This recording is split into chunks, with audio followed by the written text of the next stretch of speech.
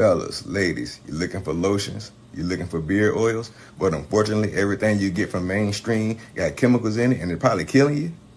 No problem, we got you. Go check out my people from Top to Bottom Hair and Skincare. That's Top to Bottom Hair and Skincare. www.top2bottom, BOTTU, the U is for unique, M.com.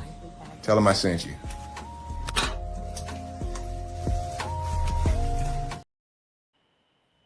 Welcome to Firearms Friday, where we talk about guns and everything else that comes along with it, from bullets to protection to people that don't know what they're doing, and safety, of course. What's up, my brother Jay? I'm all right, brother Ron. Blessings to you. How you holding up? I'm sleepy. That'll make but two. I'm gonna wake up because I had some Pepsi, so it's gonna help wake me up. I think. I'm not waking up. I got ginger ale. I ain't waking up. I want to go to sleep. Man, but no, all good. All is good. All is well, man. Earlier today, we was on the live. Me and Shaq. Okay. Was on. They came in on Financial Friday, and I forgot about my brother Warrior for Christ. He does a lot of gun content. He happened to show up on the live in the chat. So I said, man, we got to get him on the show. He's somebody that's been following my channel. I've been following the channel for a while, and I haven't seen him in a while. Like, show up in the chat. But I do be checking out his videos here and there. Okay. But we ain't got to go to his channel right now, but his channel is Warrior for Christ. He does gun content, and he adds a lot of humor to it. But I actually invited him one day to the show. You know what I mean, just to kind of pick his brain on where his head is at. Right. As far as, and here's the funny part. I think he likes Glock, so that should be interesting. Oh, he's a Glock lover. Oh no, he's a Glock, which is cool. You know what I mean? Like we all have our preferences. He ain't gonna like Glock haters. We both Glock haters. I ain't gonna say I'm a Glock hater. I just don't personally. It's not a preference for me at all. Me either. I think they're a waste. I only shot one of them, and honestly, like I told you before, that one was jamming up. Yeah, I can't. I was like, man, what's up with your gun? Maybe remind me of that song, Jam On It. Jam On It. That's right. They're famous for that jamming, and that's not good at all, man. Yeah, I don't understand why anybody believes that that damn gun is something to even look at. And then we turned around, and once I took it and oiled it up, it started functioning right. And I think that might be a factor with them guns, with the Glock, is that a lot of these people that they jam up on probably ain't maintenance in them neither. They ain't cleaning them, maintenance them. Yeah, that's part of the problem. I mean, well, even the police department, they was having issues with them. So they were, absolutely were. Sorry, y'all, but yeah, they were. So I'm quite sure the police department maintenance their guns. I hope they do. Then again, I'm not even gonna say that because I don't know. Well, they got rid of a lot of other stuff. They sure did, because they started realizing that it wasn't beneficial. Yeah, but they had make sure y'all hit the like button. Make sure y'all hit the like, subscribe to the channel. Also, promo code earlier, but make sure y'all take advantage of that OG Network promo code for all your top to bottom products. Make sure y'all take advantage of it. It's OG Network 26. OG Network 26. I know. That's right. And then that way you can shop the store. If you're not sure how to find the store, just click the link on the channel. Take you right to the top to bottom website, and you'll be able to purchase all that good stuff. You spend $35, you're going to get a 15% discount. Then you can spend some more money. See how that works? But yeah, go check out the products. They make great products, hair products, skin care products, deodorant, body wash. They take care of you from head to toe. Hence the reason why top to bottom. To bottom. That's why it's top to bottom. They're not talking about just your bottom, top to bottom, head to So the feet. bottom of your feet. Mm. Welcome, Braxton. From the top of your head to the sole of your feet, That's from the right. rooter to the tutor. I know. That's right. And to help your nose, don't forget about the air fresheners. Oh yeah. Signature ambiance, air fresheners for your house and your car. Yeah. And they pet friendly. Just in case. I got it. I'm definitely got to, my next order. I got to get some of the air fresheners. I haven't had a chance to check that out yet, but we're gonna get into the Firearms Friday. Okay. Yep, we're gonna get into it. We tired. We slow start. We tired. We're like molasses right now, but it's gonna be good. It's gonna get good. It's gonna get good. It's gonna get good. But we'll get into it. What am I looking at down there? Well, what we're looking at, if you're talking about the video that's over here on the side there that we're gonna present tonight. All right. Yeah. Well, this video here is, yes, the weapon is real. And we're gonna be talking about how. See, Ron, we both I like to say we both are shotgun guys, right? Is it safe to say that? Yeah, I'm shocked you said it. Yeah, I would say. I know you got 2 shotguns. Yeah. So I'm gonna say that makes you a shotgun guy. Besides what's on the wall behind you. Yeah. You're a shotgun. Appreciate you, Braxton. Yeah, I'll be honest with you. I like, for a while I never had a shotgun. I was more of a rifle person, but I'm kind of lean more to the shotgun after I got the oh my God, what's the name of that thing? It's the BH. The first one I got is semi-automatic, but it's something Dragon. Why can't I think of the name? The recent one you got, the new one. No, I had the first one I had is something Dragon. Oh, okay. Dragon, Emperor Dragon. That's what it is. That's the name of the 12 gauge shot. Emperor Dragon. That's the first one I had. And then the second one I have is the B&H Arms, which is the one you were talking about. Yeah, that's the one I was talking about. The B&H Arms. Yeah. But the first one was the Emperor Dragon, and I like that one too. I wanted something with a clip. That was the only difference. That's tube fed. It's semi-automatic, but it's tube fed. Right. And I wanted something that I can just snap, clip it, and that's how I ended up with the second one. You already know, Jay, because you remember me talking about it. Yes. Well, I didn't know they could walk backwards, y'all. You should see the video. Wait. You put legs.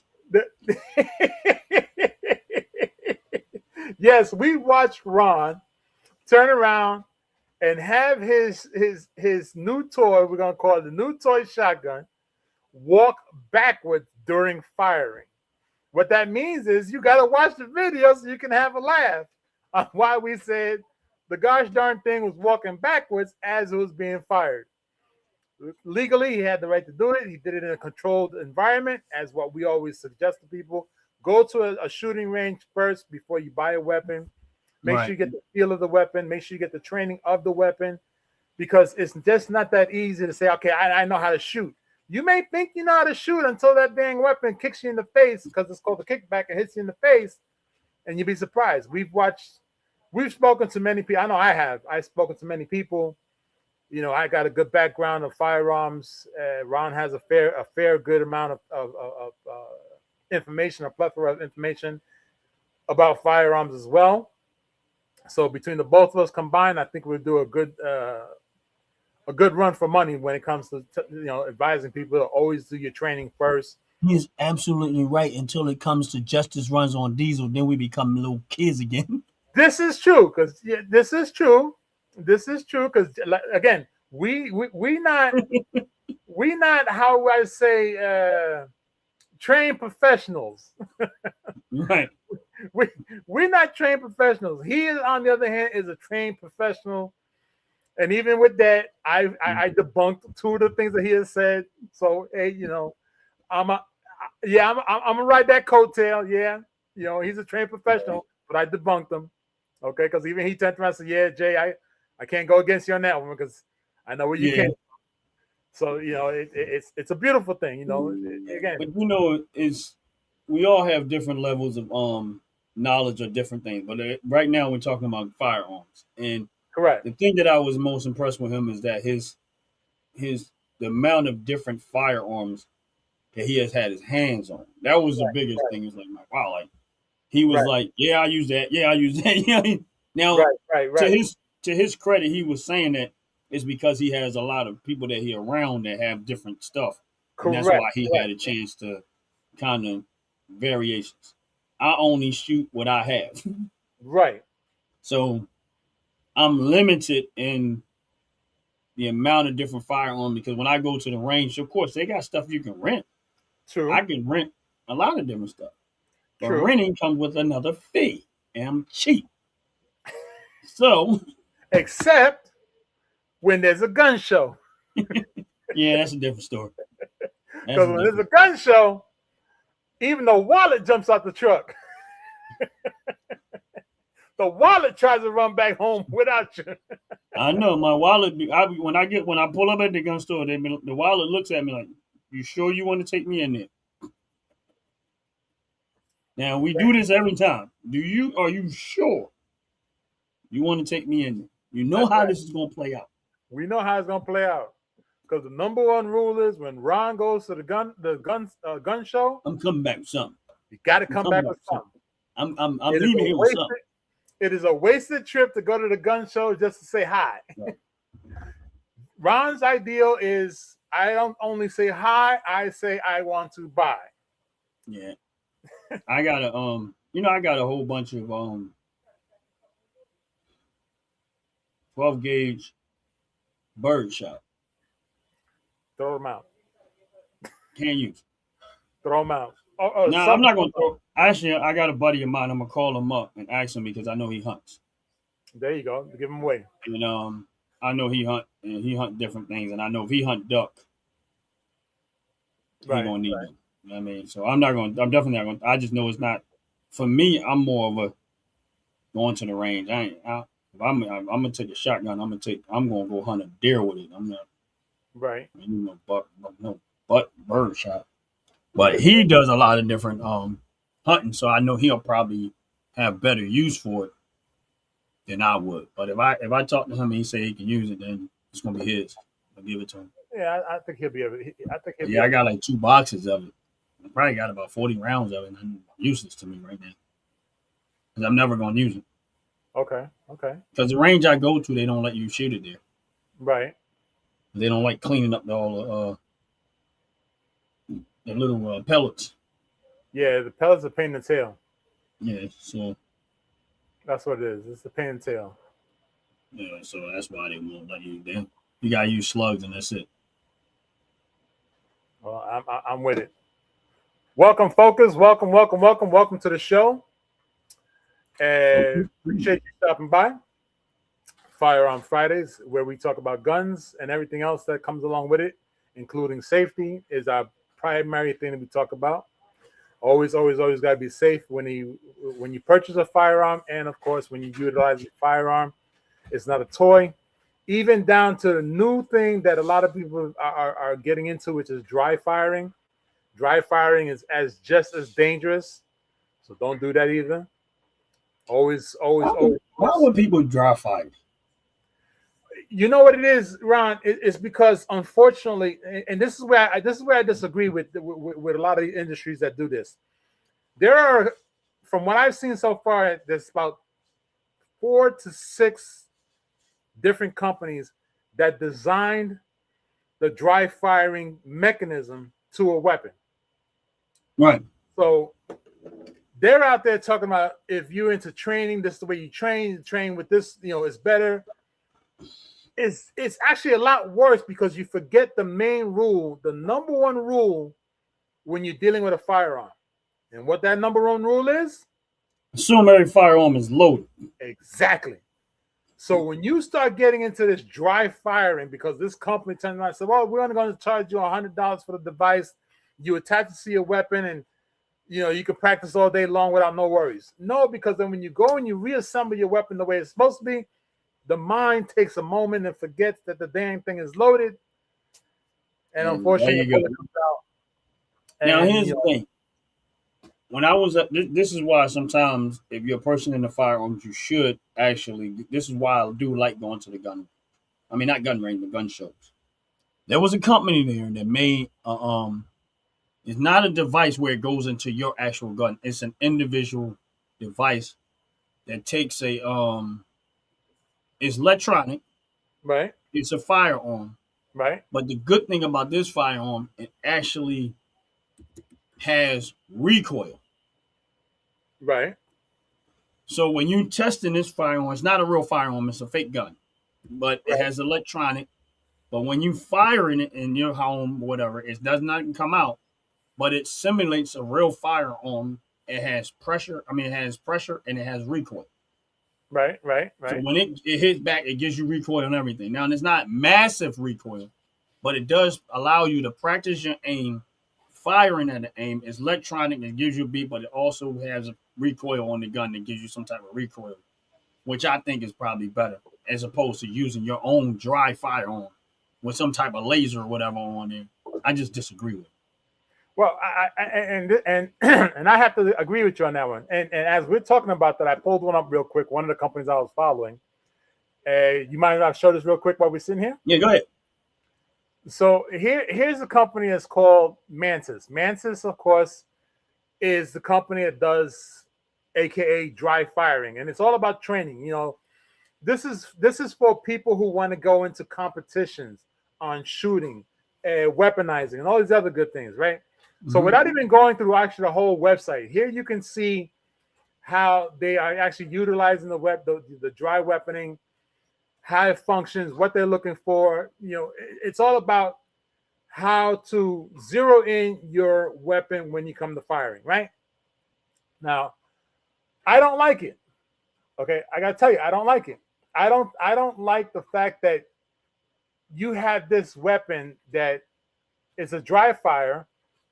This one's okay because this one doesn't Right. have real moving parts. This is what I was talking about. But the only, like, see how he's doing that and there's no recoil? Right. The one that I'm talking about actually has the slide goes back and it actually gives you recoil. That's Yes. the only difference. Yes. And I know exactly the one you're talking about because that's the one I dislike. I complained when I seen it, and I totally disagree with it because like you said, it actually teaches you how to rack. It Right. actually teaches you, or shows you rather, on how the actual chamber moves when it ejects. I mean, it does everything so live-like, yet nothing. There's no live ammo in there. Right. That's the Which only to me difference. is the worst part because you should. The number one rule is always, always, always believe that the weapon is loaded. One in the chamber, forget about the magazine, one in the chamber all the time. If the company refuses to focus on that one crucial point, Well, this is not a real gun. Like, it doesn't, it's no gun. You oh had to wait, go get another gun. You know what I'm saying? The one I'm talking about is it's not. It looks like the one that you just had with the orange and all that stuff. right, right, But the only difference is that it has this. It slides back. It gives you some form of recoil, but it does. It's not. It, all of everything is electronic. It has its own electronic board. It's not like hitting a cell phone. It has its own electronic board and stuff, and it yeah. allows you. Mantis has the same thing. Yeah, and it has this cartridge that goes into it. That's Uh-huh. like a air. I think it's like an air pressure or something like that, and that's what allows it to kick back and gives you some type of recoil. So it's like a compressor thing that's in there. So it's not. Of course, you're not getting nothing firing out, but it tries to give you all of the experience of firing a gun without actually being a gun. I Right. like that idea because it's on the training side. I think it's more closer to using a real firearm. Now, I don't like it when people use a real firearm for dry fire. That's what my point is. Like, meaning that you got some device that goes into your real gun. Right. That's the stuff that I was talking about. I think that that's a bad idea or waiting to happen. When you're dry firing something with something that goes into your real gun, because then you can forget that. You get what I'm saying? Yep. I love Little Richard's red wig. So very quickly, let me show you something real quick. Yeah, go ahead.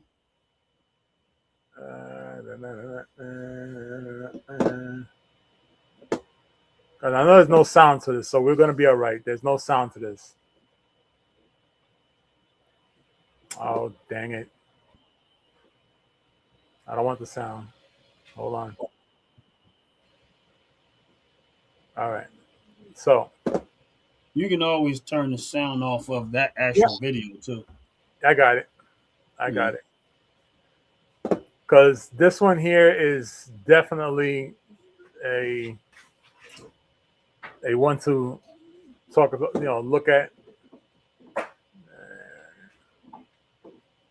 All right, let me start this over again. Watch the muzzle.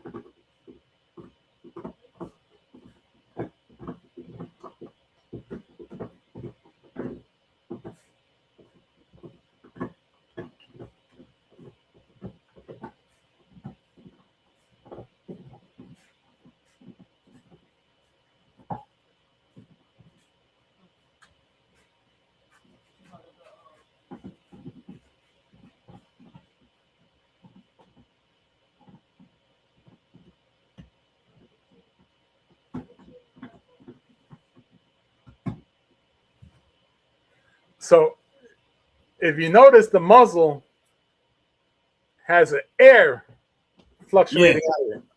Right. If you use that 141 Recon, Ranger James, 141 Recon, that's all I can tell you. From there, you should know. 29 Palms, California. When you look at a dry firing weapon, anything that comes out is dangerous because, again, it gives you a simulation to the mind that something is functioning of what you're seeking.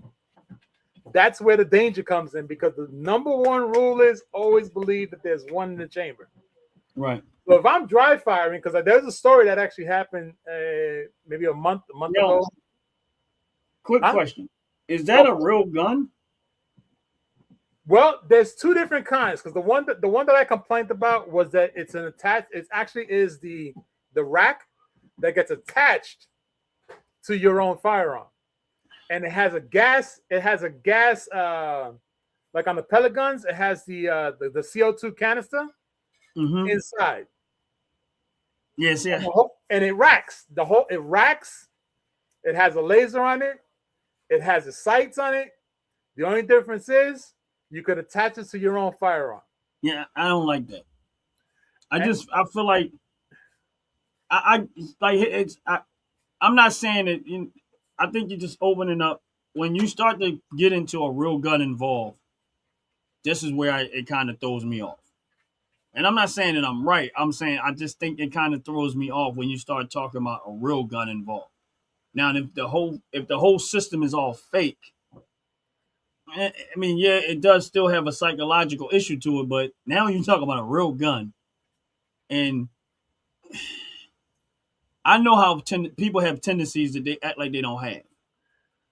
Yeah, you get what I'm saying, and totally. and when you get comfortable with firing a firearm dry, and it's an actual firearm, you opening up room for you to pick that thing up still in dry fire mode, and it might actually be something real in there. That's exactly. why I don't. That's where the concern for me would come into it. That's where it would come. Now, me, it's like the reason why I'm saying separate is like me picking up a toy gun, playing around with a toy gun.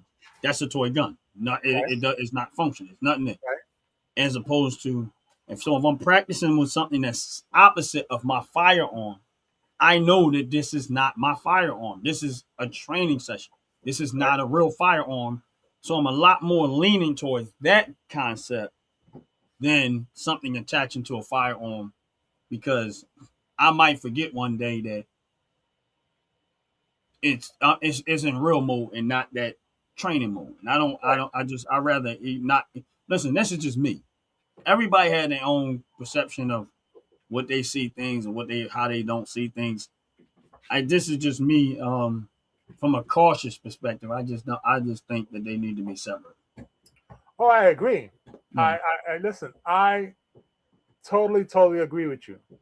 Totally, they should be separate because at the end of the day, it doesn't teach anybody the primary concept of you need to always believe that there's one in the chamber.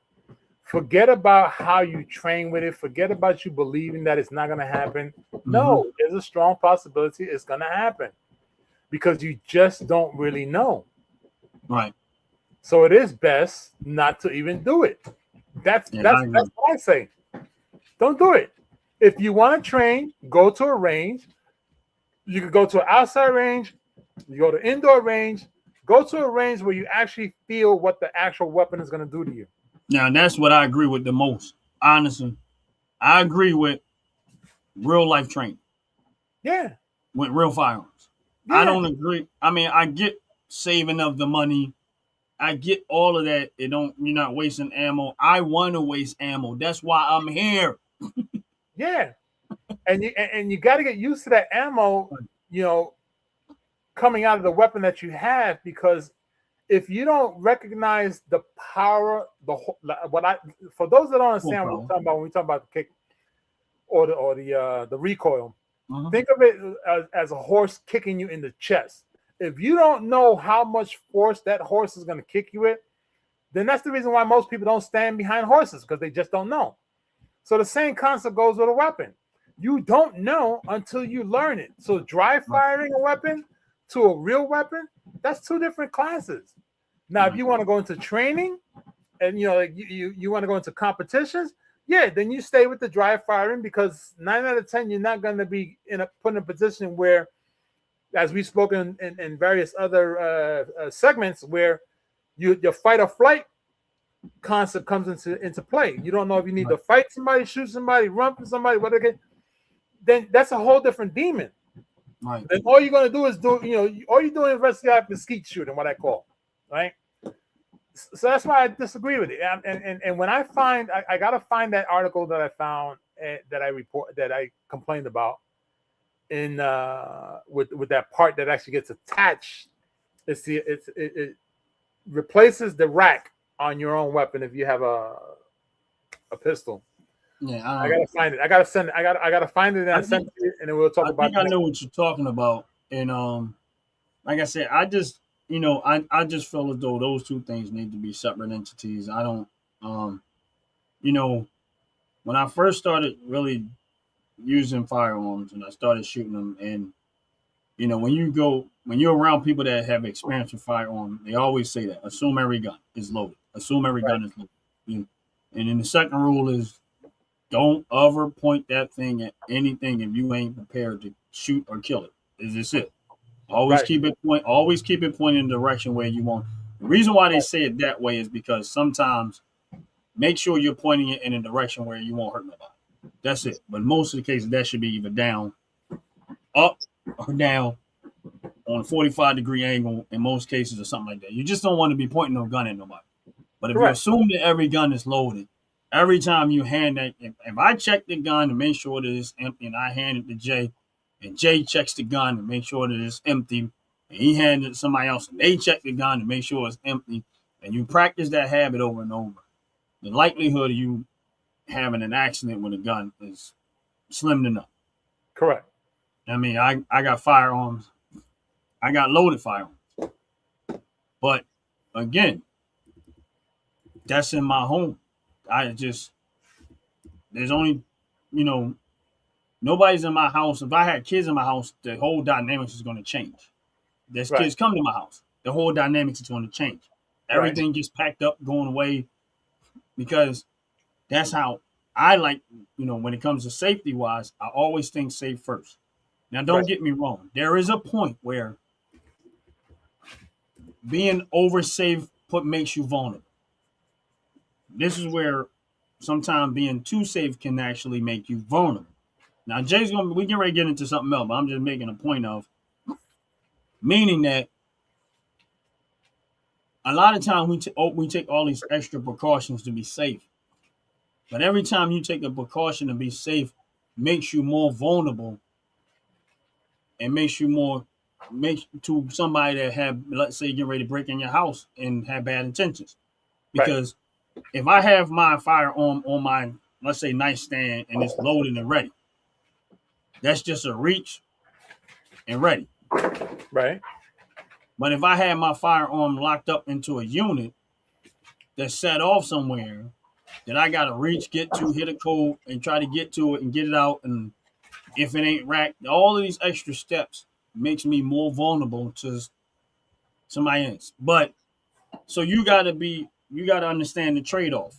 Do I want to leaving stuff around with the possibility of, if I have a kid or something at my house that may have access, that possibly get access to it and make a mistake Right. that they might not be able to come from, or do I want to put these things away and make the steps a little bit complicated for just in case if somebody come in my house, now I have to do all these extra steps to possibly have to defend my home in that case. That's going to change from person to person. Absolutely. Okay? Absolutely. Absolutely. Even down to the dynamics of the home. You know, some people feel it's okay to have a box with, you know, fingerprint, code, key, whatever. Listen, whatever that preference is fine for you and your home. That's fine. I'm going to repeat what Ron does and says, as long as you do drills in your own home, you know exactly what's going on. You teach everybody inside your home what to expect when something happens. That's another point of training, which is very, very necessary in a home that there is a firearm in. That way, everyone knows what to listen for, what to look for, and how to react if a situation comes about. So I agree with Ron as far as 100% as far as training everybody in the house, aka drills. Yes, drill inside your own home, make it safe in your home. Everybody in your house knows what to do, what to listen for from the beginning to the end. It's very crucial. Same thing like training. Always teach everybody. You know, there's always one fire. There's always a round in the weapon. Always know there's a round in the weapon. It doesn't matter if you hand it to one person, the other person hand it back to another person. Tell them to check because you don't know what's going on. Right. You don't know the intention, so it's always best to go that route. I mean, it's all about safety. Safety is important when it comes to firearms. That's I watched a video. I tell you something real quick. I watched a video of a guy, okay, in an actual shooting range, a legitimate shooting range. He had his target down, down the track, and he pulls out a pistol, and he like he was in the street. Now, this is one of the things that I try to explain to everybody 1,000 times over 1,000, 1,000 times over 1,000,000. Just because you got a pistol and you think you know what you're doing with it, you know absolutely nothing, because a bullet does not have a specific name. It's going to hit whatever it wants to hit if it's in its way. Whether it be another person, whether it be a car, whether it be a window, a wall, whatever. Bullets have no names. So the guy turns around and the guy that was filming him turns around and said, "Man, you hit absolutely nothing." This joker had the audacity to turn around and say, "Well, sometimes you just don't hit a target." What? I sat there and I said, he worked at the range? He was at a range. I mean, he didn't work there though, right? No. They went to a range. We both know that when you go to a range, you get some simplified training behind firing the weapon. The moment that he did a one-hander, already told me that the instructor of that facility had his back turned or her back turned when this character thought that he can actually let off a few rounds. And you see him, and the target, we both know that when you hit a target, it sways. Yeah, you're going to get some type of movement out of it. The target didn't move. So, did they bring the target back? Yeah. No holes in the target. No holes. And he must have spent maybe, I'm going to say 10 rounds. I could be wrong, but I know it was more than 3. Okay? And even the guy that was filming turned around and told him, "Man, you didn't hit nothing." what the hell? You blocked me last night. You said I found you unsure. You didn't know. Not important. Yeah, I would say it's not important. Yeah, there might have been a reason why you shouldn't be talking what you're talking, but all right, we're gonna let that one slide. Mm. So it was just kind of funny, how we talk about these things over and over again, about how I still come across a lot of these videos out here about a lot of these people who think they know what they're doing. Yeah. They actually don't. But with that being said, Ron, we first started the segment, and we both talk about how we both are shotgun guys. Right. And I know you're an AR guy, carbine. That's your, that's your go-to. So I wanted You to don't say. I wanted to introduce this video to you for a couple of reasons. And I'm just gonna say that on one spectrum, I want you to understand why, or actually give me your point of view behind them, because of course they're talking about the AR platforms. This is the key behind it. These shotguns are AR platform carbines similarities. Okay. And they're all brand new weapons. They're weapons of, they're all shotguns of this year, 2025, 2026. My favorite is actually the one that the company I like most, which is Mossberg. They came out with 3 different beautiful designs that I'm eager to go see personally. I'm waiting for them to come deliver them down at the range that I go to, or not the range, the facility I go to, and just to see what they look like up close and personal. Okay, so let me run this video. Again, anybody watching the video, please understand this video is for entertainment and commentary and or education purposes only. It is fair use. Okay, the people in the video are trained firearm experts. They do competitions, and of course, they do no selling whatsoever. They just do competitions. Okay, Right. So the video is fair use. So as we go up, let's understand. Let's see if we can get how did we do it the last time? We got the video. There it is. Okay. So here we go.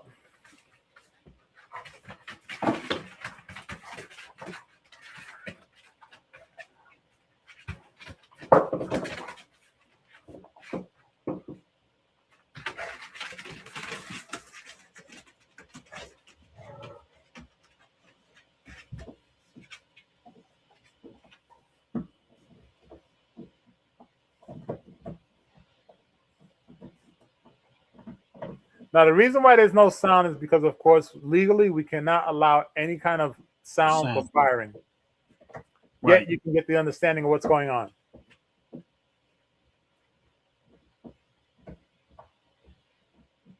Okay.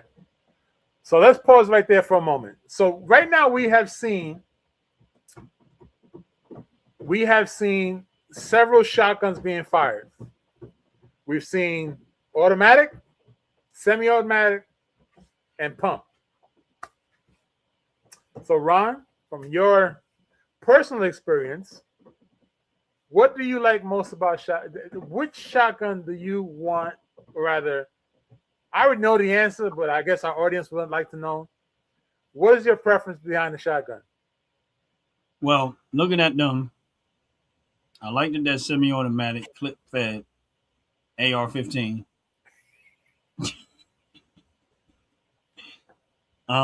That would grab my attention. Now there was another one with that little spin on it, was quite interesting, but that would be my preference. Is now fully automatic, they can keep them. I'm not a fully automatic fan. I just think if you're trying to overwhelm somebody, then fully automatic, yeah.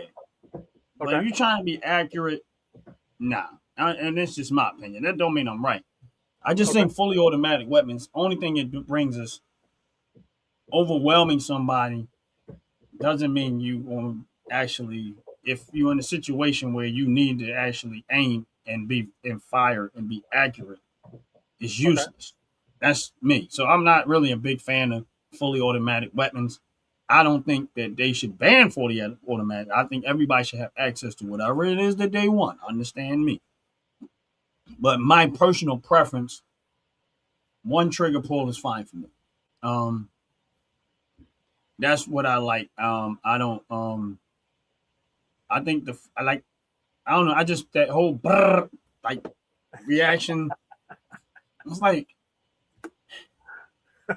I mean, listen again. All right, here's my point to overwhelming. Like Go when ahead. you watch a lot of these war situation and they got these Gatling rotary machine guns on Right. these airplanes, and you hear the going on, and it's a massive amount of just firing, Right. right? Right. That's like, all right, if I'm trying to overwhelm somebody to keep them where they are, that's Right. perfect.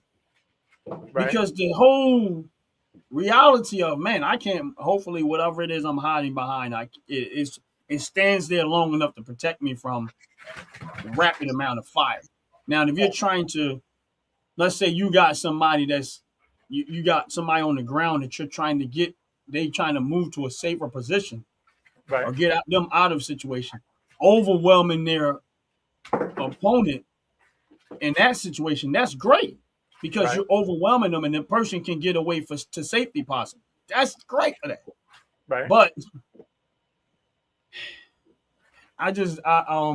although I don't think they should ban automatic weapons or anything of that nature, I still have to say that me personally, I'm not.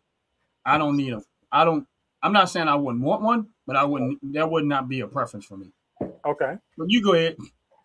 All right. So let's talk about this one right here. This is one of the one. This is one of the shotguns that they presented. That's Right. not the pump though, right? No. No, this one is a 12 gauge 8-shot or 5-shot optic ready. It is Right. the name of this one is the Pro Tactical SPX SPX, right? The 940 Right. Pro Tactical, right? 12 Right. gauge, 8-shot or 5-shot. As we know, optic ready, which is always great, which I think is one of the coolest things that they actually decided designing on a lot of shotguns, give you that actual zero-in sighting feature to Right. know exactly what you're going to hit instead of hitting everything else. Now you can pinpoint what you want to hit. I think that's great because, of course, it has a rear ghost ring and the front fiber optics, which is absolutely, to me, beautiful. It has the micro dot combo that comes, of course, with it, which is the actual dot, right? Your carrier, it has a carrier that comes along with it, right? It's a beautiful weapon. We already seen it being operated in the video, right? And to me, I think this is really gonna put a damper on a lot of pump shotguns. Okay, because this is really gonna take the idea of a shotgun to a whole nother level. I don't think people are really getting the understanding why shotguns are superseding AR platform weapons. Okay, they're just getting. Go I think ahead. shotguns have always been a better home defense, but now that they're improving them,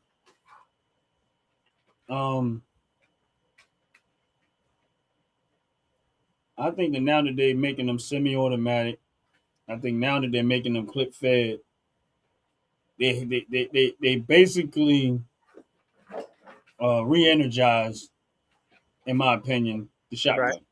Yeah.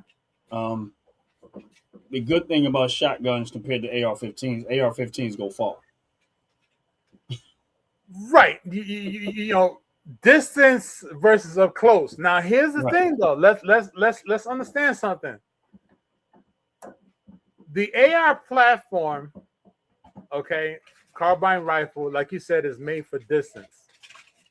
Shotguns are considered home defense. Yet, in essence, shotguns are really for close defense, not home defense. Right. So you can get the right shotgun and actually deal with a 50 feet away, 60 feet away, depending on exactly how you use the shotgun. 60 feet is way past close combat, if you look at it that way. So when you look at the opportunity behind the shotgun, yeah, breaching is great, home protection is great.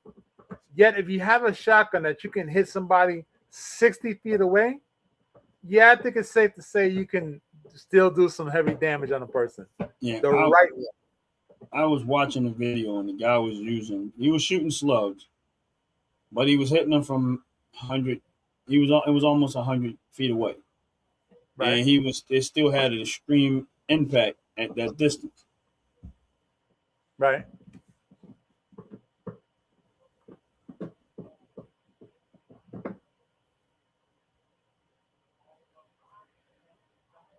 I don't know what they did, but anyway, but yeah, it was like 100 feet away.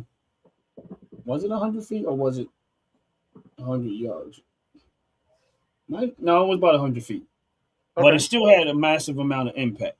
Right. And you know, compared to an AR-15, AR-15, you're 500 yards out. Even with a 5.56, you still can do some. You know what I mean? You still can. So it's like that's why. What you laughing at? Because I'm going to read something to you because you and I are like reading each other's minds subconsciously. Oh, okay, okay. I thought it was something else I meant, but yeah, No. it's like. All right, here's my point to that is that Go let's ahead. say you live in an urban part of your town, meaning Right. city, right? Right. Urban part, and you in a self defense situation where maybe you outside Right. in an urban situation, you shooting AR-15s is traveling blocks away, Right. Right. Right. depending on what you hitting. Right. Like unless you're hitting something that's going to stop the bullet, it's traveling far. Right. Once you shoot a shotgun, it's going to have a massive amount of impact, but at some point, it's lose steam real fast. You know what I mean? Right. Right. But that's why I Get that got full him. block. There you go. I already did it. I banned them. All right. Yeah, they only got the last one up, but I banned them. I'll get the last one too. But at that point, you know what I mean? I get it. Right. That's why I think 12 gauge shotguns are. I think everybody, when it comes to your self defense, home defense, you should have one. Honestly, I think you probably should bet off having that before AR-15. Now, let's change the dynamics a little bit. Let's say Go you're ahead. in a suburban area where your land is distance, Right. and where distance matter. Maybe having both have more logic to go is a lot more logic. You know what I'm saying? Yeah. Yeah. I agree Because with it that. did. I agree with So that. that's why I say that's where my perspective is at. So that's why I think personally I think that's why a lot of people always recommending having 12 gauges as opposed to having an AR-15. Now don't get me wrong. I like AR-15 because of how universal it is. I mean, Right. it's one of the things that there's so many options with the AR-15 platform. Right. As far as the caliber of bullet, you can switch up a lot of different stuff. There's a lot of interchangeable parts that are so much easier and so True. vast with that. So you can go AR-15, 5.56, 7.5, 6.5, 223, and you in that very same that kind of same casing, you can switch up to all of those calibers of True. rifles. True. So I mean, so that's why it's 308. I mean, so that's why I think AR-15s are so popular in America is because of its universal usage. Well, But go ahead. I like the 12 gauge. So allow me 2 minutes to upset your soul about your 5.56. Okay, go. So I'm gonna read this to you, and this is exactly coming from Mossberg, right? Right. So Mossberg says this: the bolt release is oversized. We're talking about the 940 that we just saw on the screen. The bolt release is oversized. The loading port is beveled, and the receiver is drilled and tapped for optics. So far, so good. We know exactly what we're talking about. We can mount a red dot and run this like a CQB carbine. An AR-15 gives you 30 rounds of 5.56, but one is each a single projectile, where the 940 gives you 8 rounds of double Lord Buck. Right. That's 72 projectiles. Yeah, because that thing got like 8 or 9 shells, and I mean, little in that damn. They really tried to spin that one. Smart one. That's some good marketing. That is Yeah. that is exceptionally good marketing when it comes to using it. Yes, it is, and I'm so glad they didn't try to throw Bird in there. One round to give you 100. One shot gives you 100 rounds. So it's beautiful to hear, because again, Right. it comes down to marketing. It's done very, very well, right? So What one was your preference? I'm always going with the Mossberg, semi-automatic. Okay. Always. There's no question about it. That's where I'm going. I want to if we ever get a chance to get together, hitting the range. Oh, we're gonna have Not the one with the clip fed, my other one. My Emperor Dragon. I think you would like that. Okay. I think you'll like it. So let's do something real quick. See, that's me right there. Okay, hold on. Let me back this up because you said right there. So I'm guessing you're talking about this here. So that's the Mossberg 940.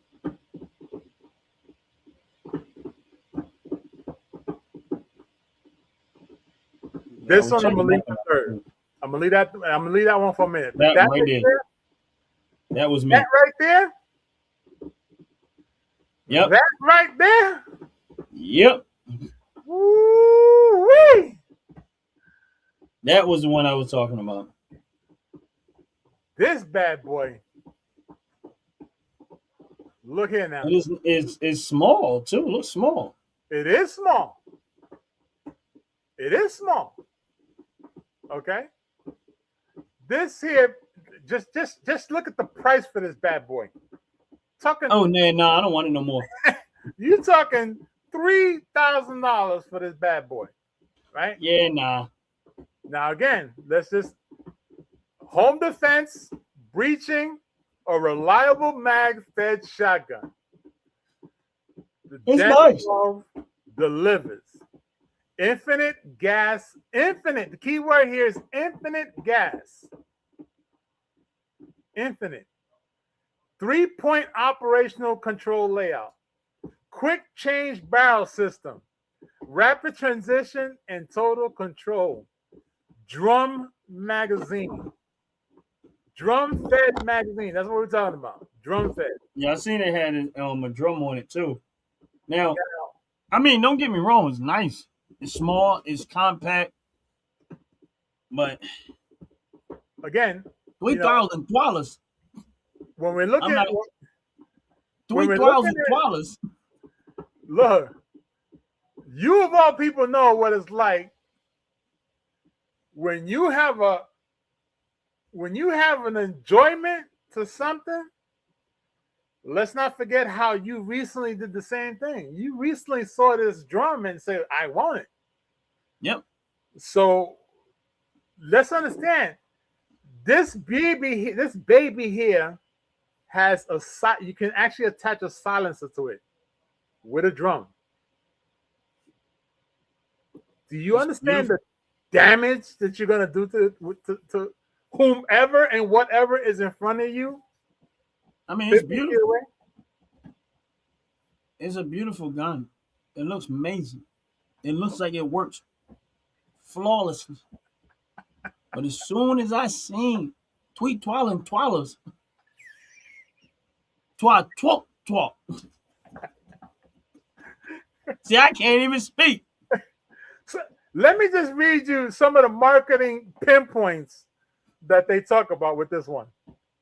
Semi-automatic AR style magazines. Now you know what that means. Yeah. 5 rounders, 10 rounders, and drums. So that That means look like you a can 10 have, round clip though. that's exactly what I was about to say.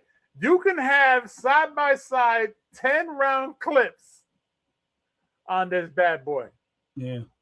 My taste for the drum after using that one that I had, which I think is just that drum. I don't think it's nothing else. It's just Maybe aesthetics. not one big drum. I think it's just the Oh, drum that I had. Huh? don't sleep on the drum yet.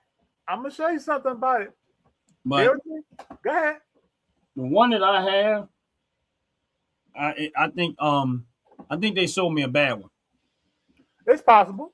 Yeah, I think they sold me a bad one, which it really wasn't even about the drum. I'd rather have the clips. I'd still rather have the clip. I don't want that big bulky thing around there. I'd rather have the sleek of the clip. Right. I'd rather have the clip. So even with the ones that I have, I'm going to eventually go get 10 round clips.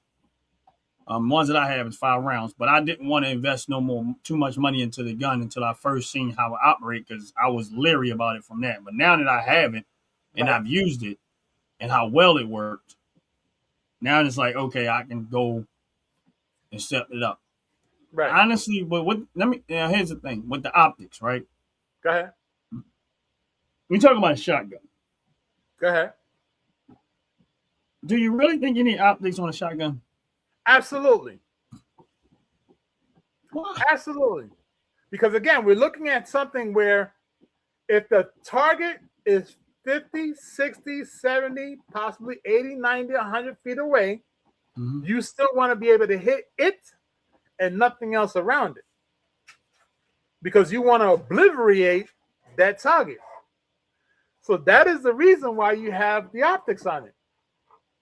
You just don't want to hit everything around with the target. I got optics on mine. Target. Well, the first the Emperor Dragon one that I have, it just have the optics that's set up on there, plastic and no optics on it. It don't have a sight optics, right? Or scope optics. Now the other one that I got does. I bought it and put it on there. Right.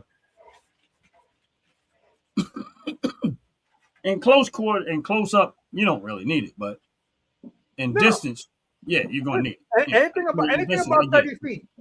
Anything about 30 feet, you want to have some optics on it. Yeah, I would say that. I say you're right. But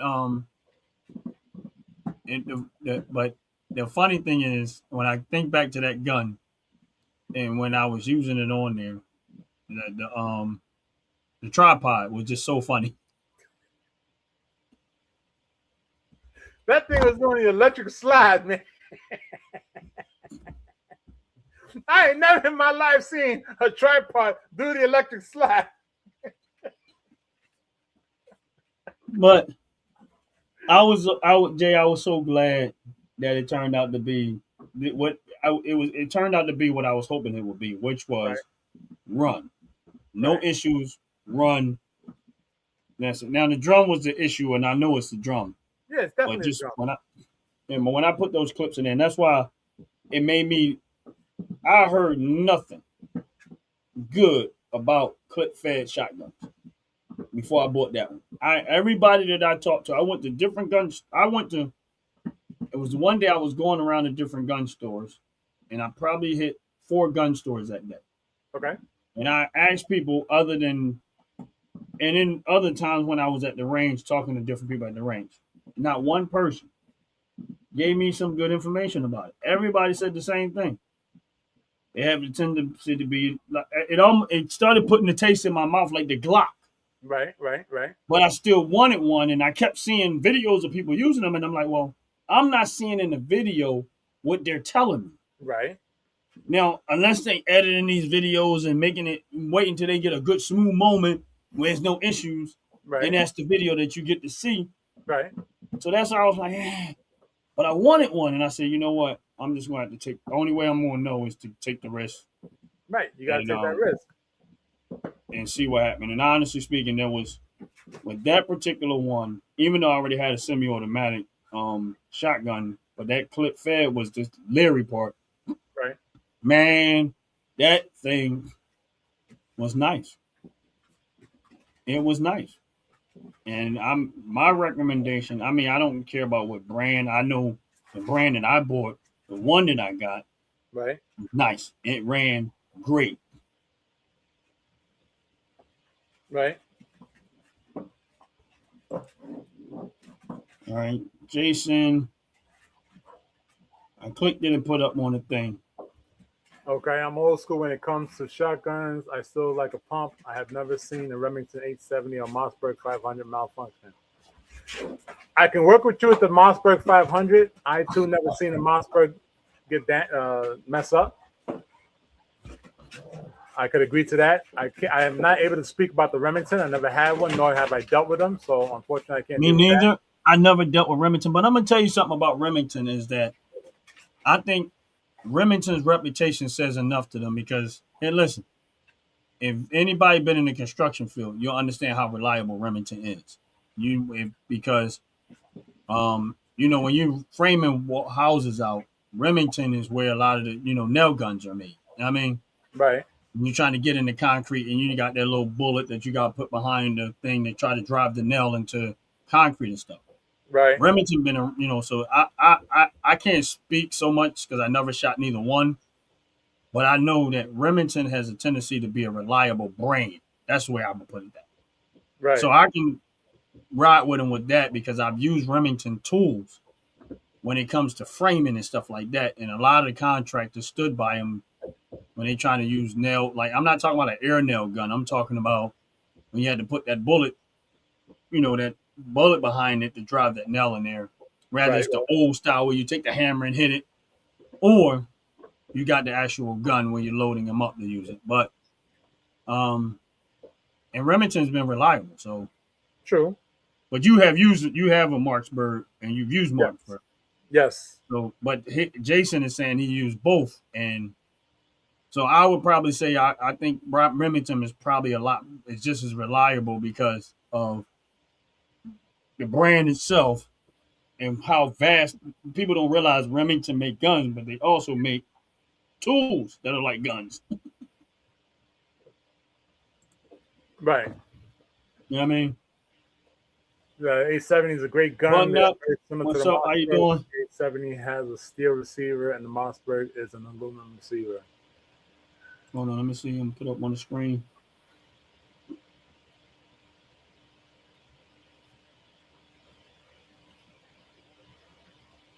Oh, okay. Okay, Jason. I mean, like I said, I don't have neither one. Mine is I don't know if I think it's some type of German. I don't know what company makes it. I just know it's um Emperor Dragon is the name of the actual gun. It's Okay. 12 shotgun, semi-automatic Emperor Dragon. There's not a whole lot of information out on it, but it was a good buy. I didn't pay a ton of money. I think I might have spent close to $300 for it. Okay. Um, but I honestly, it's very comfortable. Like the way that it's made, even though it's at front, it almost reminds you of a pump, but it's not a pump. If you look Okay. at it and you didn't tell somebody, they would almost think that it was a pump. The way it Right. looks, but Right. it's not. But it is actually comfortable to use. Funny story. Go I ahead. might have told you the story. Um, Actually, we were talking about this earlier with we was on the live earlier with Ant, and we brought the subject up because we was all at the gun range. I have a relative that's he's not a heavy dude at all. He's kind of similar to the height of Kevin Hart, but weight wise, Kevin Hart might have him beat. And remember how you seen the 12 gauge through the backslide? Yes. All Yes. right, he was shooting the 12 gauge. He only shot one. It made him do the backslide. So we laughing about it because I said, okay, that's probably where Kevin Hart got that scene from when he went in the trash can after he shot the 12 gauge. That probably was, yeah. Now we know that that's dramatized. That's not going to happen.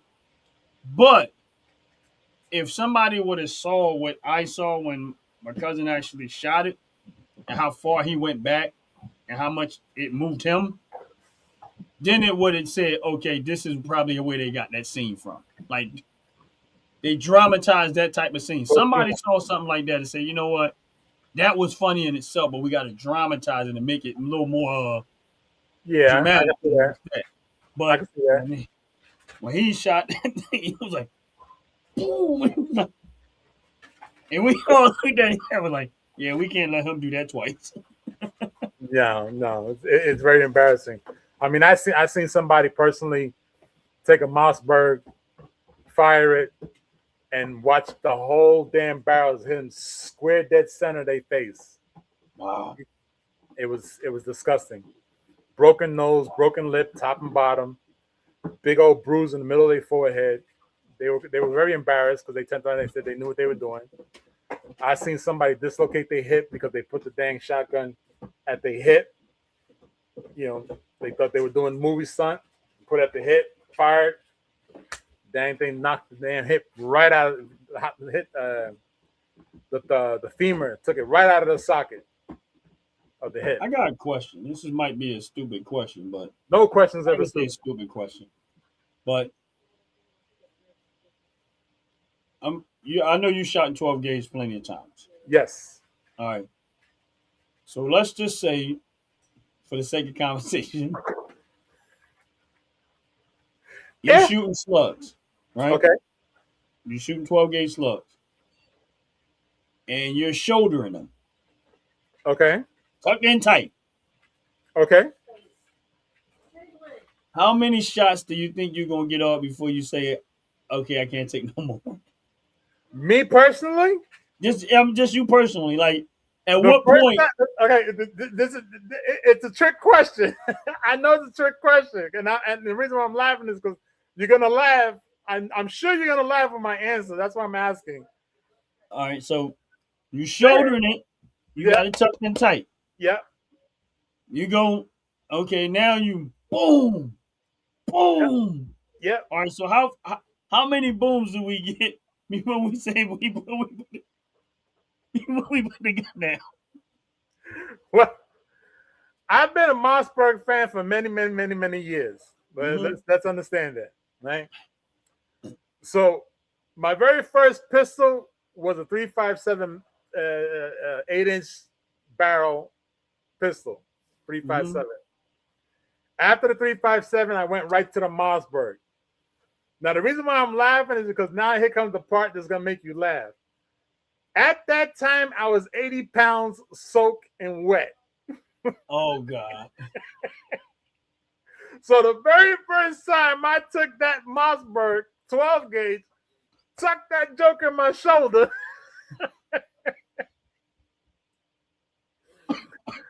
When I heard the boom,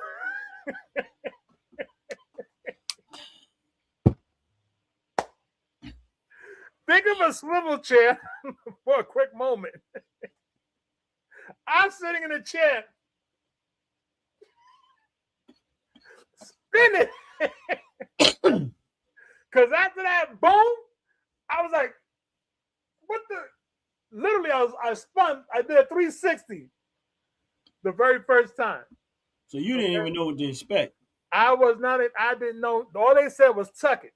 And I thought I was a badass, 80 pounds soaking wet. I stuck that damn, I said, just like this. And I held it like this, like I was hugging a bear. That thing said, boom!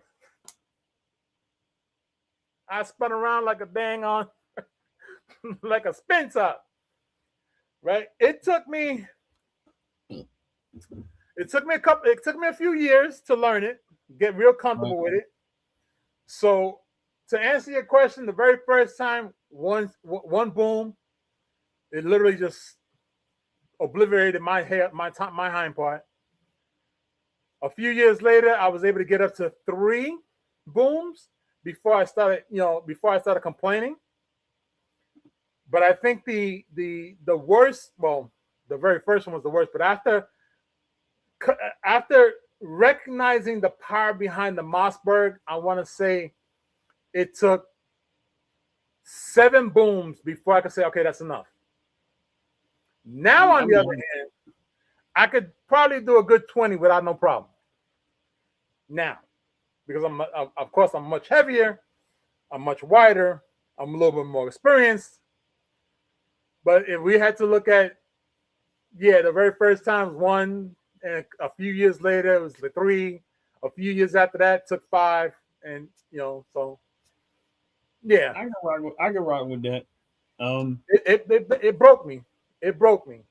I'm gonna be honest with you. I think, and this is just my personal opinion. I think if anybody can tightly tuck a 12 gauge shotgun and stand 5 rounds, we doing all right. I'm be honest, because if you never shot a 12 gauge, you're not going to know what I'm talking about. But if you ever shot a 12 gauge, you understand what I'm talking about. Correct. It's one thing to hold it where it's down. But when I'm talking about shouldering something, that means your shoulder is taking the impact. That's right. And Jay, you already know how I am. I for some reason I have a fascination with recoil. Like, I love recoil. When they start talking about, it don't have as much recoil, you keep that gun. I don't want it. And that's everybody. And listen, everybody is different. That the recoil to the firearm is probably what I like the most about the firearm. Right. It's the recoil. That's just me. And I know other people be like, oh, why would you? I enjoy the recoil. If I come home and my shoulder ain't red and bruised and sore, I didn't go to the range. That's how I look at it. You're sadistic. I didn't go to the range. And I've been to the range many a times, and I've taken, some days I'll take, just about everything with me. Right. Some days I'll take a couple of things. I'll pick and choose them down. I'm going to take a shotgun, one handgun. Right. But there are days that I'll say, you know what? Taking a shotgun, bow shot. I haven't taken everything lately, but I've taken shotgun, ARs, and the handguns. Okay. And I went through all the rounds, but between that 12 gauge and that 458 SOCOM, you ain't gonna be shouldering it too much. Right. That my buddy Sean, when we went to the range and he was shooting, he shot the 458 SOCOM. Now that's a little easier because it's on a tripod. Y'all need to relax. My apologies. Go ahead, Ron. No, you good.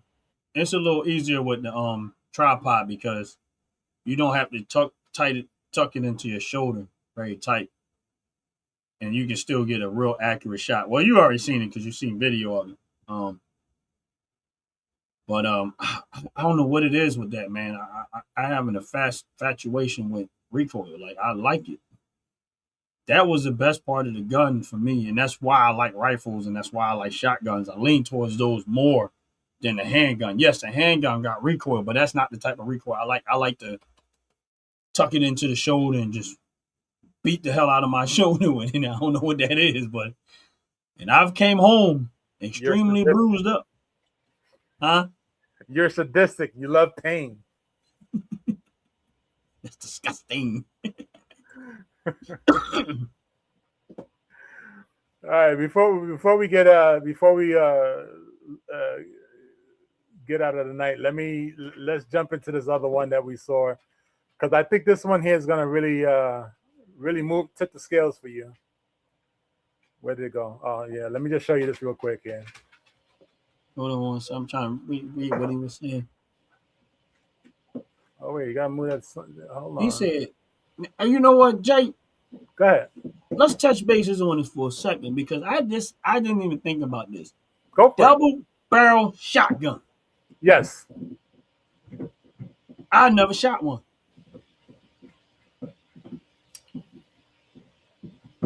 How you never shot a double barrel shotgun? Jason, I need to write this down because I just thought about it. I don't even know why I wasn't even thinking about it. I need to go find me. Sorry, y'all. I need to make notes. How have Double you not barrel. ever shot a double barrel shotgun? Never shot a double barrel shotgun. I never even had my hands on one yet. Because guess Wow. what? Wow. Guess what? It's about to go down. Somebody gonna get him a double barrel. Wow.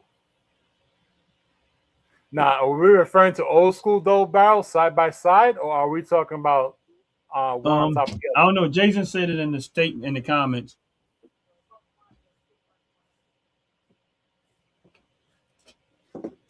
and then he just said another comment. Hold up 1 second.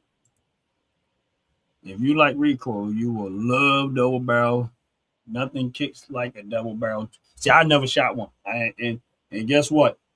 I didn't. I don't know why I haven't even. Jason just put something in my head that I haven't even thought about. I'm kid y'all not. I haven't even thought about a double barrel shotgun. Jason just messed up my budget and life because now my whole mission is to go find me a double barrel shotgun now. He just messed me all up because I'm like, all right, cool. Yeah. That makes a big difference. The side, because I'm glad he said that. I see the comment. Side by side, that's the one he has, and I could tell you like this: firing a double barrel shotgun side by, to me, this is my opinion. I'm not saying I'm perfect, nor am I saying I'm an expert. Firing a double barrel shotgun, a side by side barrel. Uh-huh. If you ever thought about getting kicked by an elephant, that's the way it felt to me. I All won't right. ever do it again. If I had a choice, I won't do it. No? Or hell, what? Hell no. Hell's thinking no. I think a double barrel shotgun side by side is much more powerful than the double barrel that's on top of each other. I won't know. So he's No. saying so now, all right, I got a question for Jason if you're still in the chat. I'm assuming that Jason preferred the side by side See as that opposed to you see what he says there? You pull both at the same time. That's what I'm talking about. So you pulling both hammers down at the same exact time on a 12 gauge double barrel shotgun. Okay. okay. So I'm okay. Let me try it like this. The very first time you shot one time, had one shell come out of your shotgun, the very first time, do you Mm-hmm. remember how it felt? That tells me yes. Now I'm asking a stupid ass question. The very first time you fired the new shotgun with the drum underneath it, do you Right. remember how it felt? Okay. So when did you start feeling that little tick with the drum? All After the fifth or the second time that you put it in? right. To be fair with the drum, if you notice, I didn't actually shoulder it a lot in that video. Most of the time Right. it was on the tripod. So I can't really be fair and say with definitively how much impact because I really wasn't shouldering it Okay. tight. So Okay.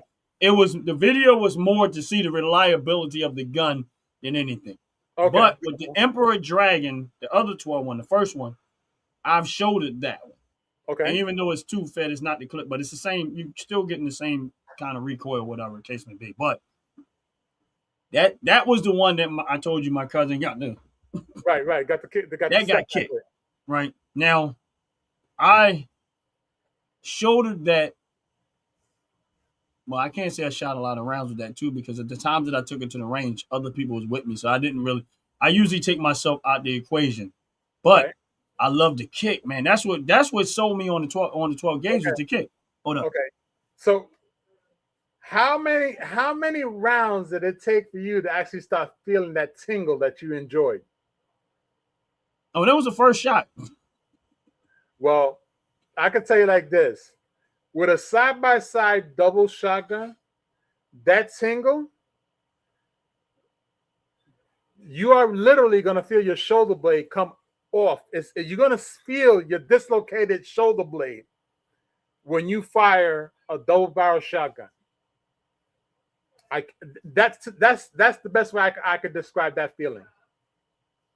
I've never shot an over and under side by side. The only one. Okay. Have the shooting? They have ever asked to shoot it. Yeah.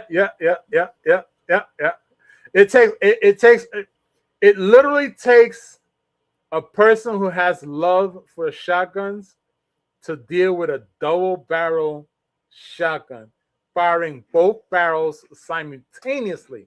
Oh yeah. So if we were to look at it as far as feet per second, Yeah. let's look at it as feet per second. I feel like the Kool-Aid man when he come through the wall. Oh yeah. If you look at it as far as feet per second, you're talking about 4,500 feet per second out of each barrel. So I don't think there's a person on earth that can punch another person as powerful as that shotgun will feel when you have it tucked in the shoulder. Mm. So, Ron, I would strongly suggest that whoever it is or whatever facility you go to, ask them to get you a double barrel shotgun so that you can test it. Trust me, the money is going to be worth it when you try it. Because you want to go home with a bruise. The bruise is going to be on your back. Jay missed the point. I'm going to buy me one. I ain't written jack. I just said, Jason messed up my budget. I'm going to buy me one. And I'm going to go shoot it and mess up my shirt. Now, here's the thing, Jay. You're going to mess up more than just your shirt. Wait. I'm going to see you in a sling for about a month. Yeah, don't get me wrong. Listen, I went to the range and shot the 12. That between that and the thing behind me, the 458, and forgot that I was at the range and be wondering the next day, like, why did my shoulder hurt so bad? Like, what did I do? You know, I'm like, what did I do to my shoulder? I'm like, what's wrong with my shoulder? And forget that I was at the range the day before or something like that. Be like, oh yeah. But I'm gonna Yeah. I'm gonna go find me one, and yeah. Like it's not gonna be like tomorrow to find me one, but that's just I wrote that down in my notes that I'm gonna go get at some point. I'm going to go get me after I save the money a 12 gauge shotgun because I don't buy stuff just go buy stuff impulsively. I budget, put money away, and then I go specific, like I did with the last gun, Jay. When I was on my mission to go get that other 12 gauge, right? And so this is one of those things that I gotta work the stock market, and squeeze a little bit of money out of there, and then. Yeah. Did you notice right here? I'm going to show it to you right now. A 3-barrel shotgun. I've heard it. I heard 3-barrel, and we're going to hold off on that 3-barrel because I'm going to, We'll do that on the next segment. Yeah, we'll do the 3-barrel on the next segment. Should we or shouldn't you? Huh? No, I'm saying on the next segment, like, should you or shouldn't you? Should you or should you not? I'm gonna say you should not. Yeah, but we'll throw that one out when we do the next segment. Sure, we'll do it on the next one. It's called the triple threat. So here you got the this is what Coach Flo. This is break action. All right.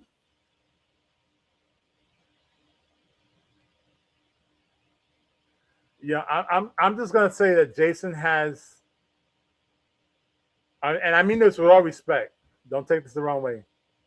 Jason has a love for weapons that destroy anything almost anywhere. 5 feet to 110 feet. He just wants to see things obliterated. Okay. Now, all right, I got a question for you, and this is based on what you got up on the screen. Um, do you like that style of gun? This is the only way you get it. This is the true way to get a side-by-side double barrel shotgun. Yeah, Yes.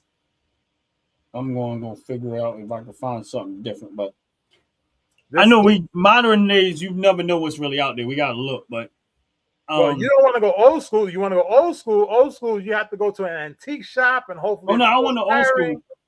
I just want to see like I'm going when I say I'm going to go see what's out there in a double barrel shotgun that we might not know about. Because you know how you go to find out about gun, you find out stuff like I didn't know they did. It'd be more that you don't know than you do know. But Right. it just plucked my interest that I never thought about a double barrel shotgun. I have never even fathomed double barrel shotgun in my head. Even though I know we have double barrel shotguns, I just for some reason never even thought about it. Jason messed me up. Yeah, I bet he did. So if and when I do spend the money, oh, there's no if. When I spend the money, I was about to say. then when I get the money and spend the money, we can blame it on Jason because, of course, I'm going to go do video Of course. and torture myself. Make sure you have all I ask is to make sure that your insurance, your medical insurance is up to date, paid up to date. Okay. You have a the facility that you go to has a 911 on speed dial, and make sure that you have someone available to meet you at the hospital so they can go back and pick up your car. Okay. Because Right. you're gonna be in the hospital. You're gonna be in the hospital. I guarantee it. Guarantee it. You're gonna be in the hospital. I really did not think about that double barrel shotgun. I cannot. It's bad that we talk about shotguns and how much we like shotguns, and I never even posed that question to you. Right. And many times we talked about firearms and talked about guns, even before we actually started doing this segment. Never once did we mention anything about a double barrel shotgun. Oh, I'm not gonna pull that one up, Jason. I'm not gonna go that route, Jason. With all respect, only because I know how my brother Ron is. We show him that pretty thing like that. Everything that he has is gonna go back in the safe, and the only thing you're gonna see on the wall behind him is that double barrel fiber optic one. I guarantee it. I guarantee it. So I'm not gonna. He's already searching. He's already searching. Whenever you see Ron's upper lip touch his nose, it's because he's searching. Jason, you done messed up his pocket for sure. He ain't gonna see an income tax return for the next 5 years.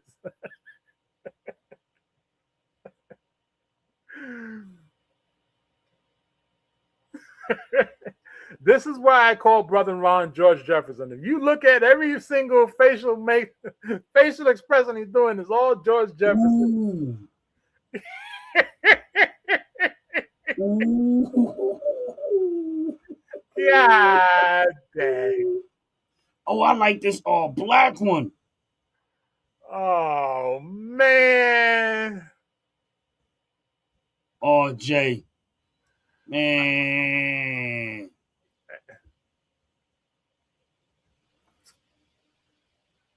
Oh my goodness. Oh my goodness. I just texted to you the one I was looking at.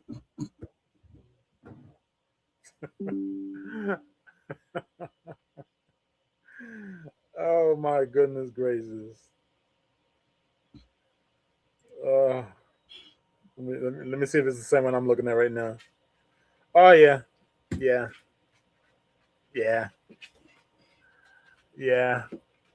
Yeah, buddy. Yeah. I didn't even look at price. I just looked at images. I was just looking at images, but Yeah. now I gotta look for price. The weapon alone is $6. How much? 6. Oh, I gotta go. The accessories, of course, you got to check out maybe another 200. Yeah, but I'm gonna be a little more cautious about accessories because I think I be making too many quick, hasty decisions when it What comes to you that. need, you need those 2 accessories. You need the scope. You need the scope, and you need the light. Well, the one behind me on my right. It ain't gonna fit this. Oh, because I don't like the because I don't like it. I think it's probably better to have it on a shotgun than it is to have on a rifle. I want a scope on there. That right there is just a red dot, green dot, but it's not a scope. Right, right, right. I want to take that off of that and put a scope on that and put that somewhere else.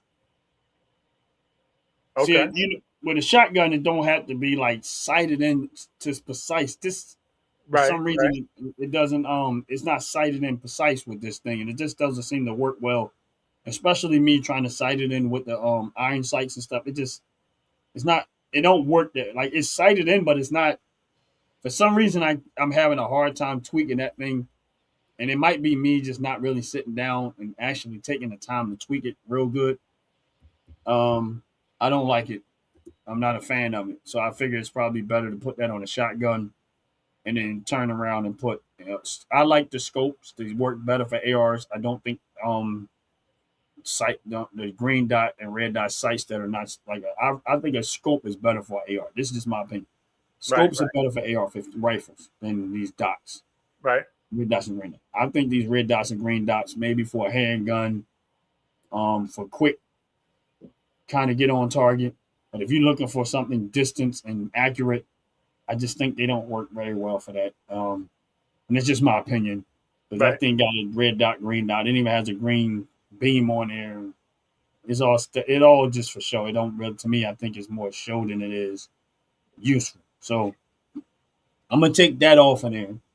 I don't really want to because that was like the first things. That was one of the first guns I started putting my own stuff in.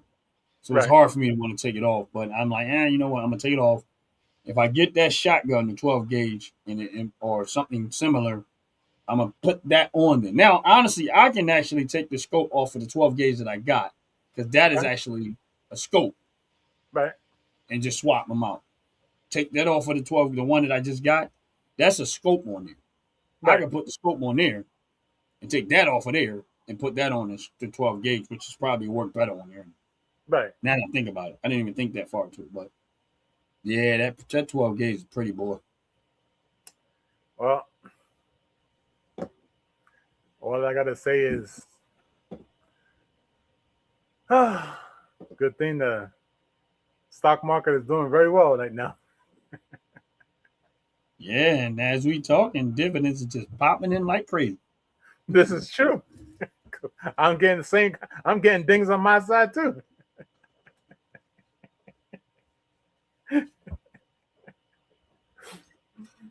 Yep. All right, so now that Yeah. we know that what's going to happen in a few months, Ron's opinion don't matter. Is going to do a segment of him firing this beautiful double barrel side by side My shotgun. shorty gonna be like, No, brother, no, no. You're gonna look like what was it? What the hell's that guy? That damn character's name? Yadimoto, Quasimodo.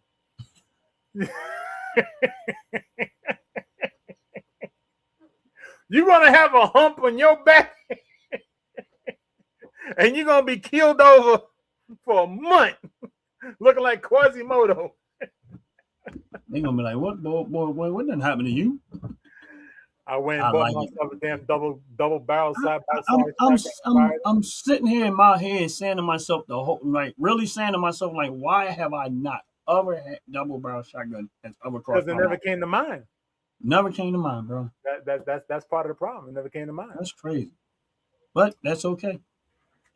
It is okay because when you decide on the 12 gauge double Yeah. barrel side by side, I want you to think about this one for a quick moment. All right. Uh huh. Oh, let me get it right where it's at. because we're gonna enjoy this together. There's a reason why I want you to see this.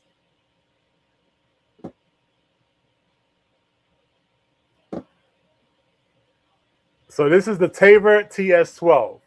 Right. Look at this beast.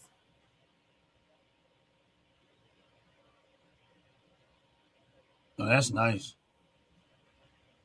See that? So how many rounds does that hold? Because I noticed it has that spin. It almost reminds you of a revolver. Let's back off the spin for just a moment. Let's just back off the spin for just a quick moment. I'm gonna back it up again because I want you to catch this. What did I miss? All right. I'm gonna see if you catch it.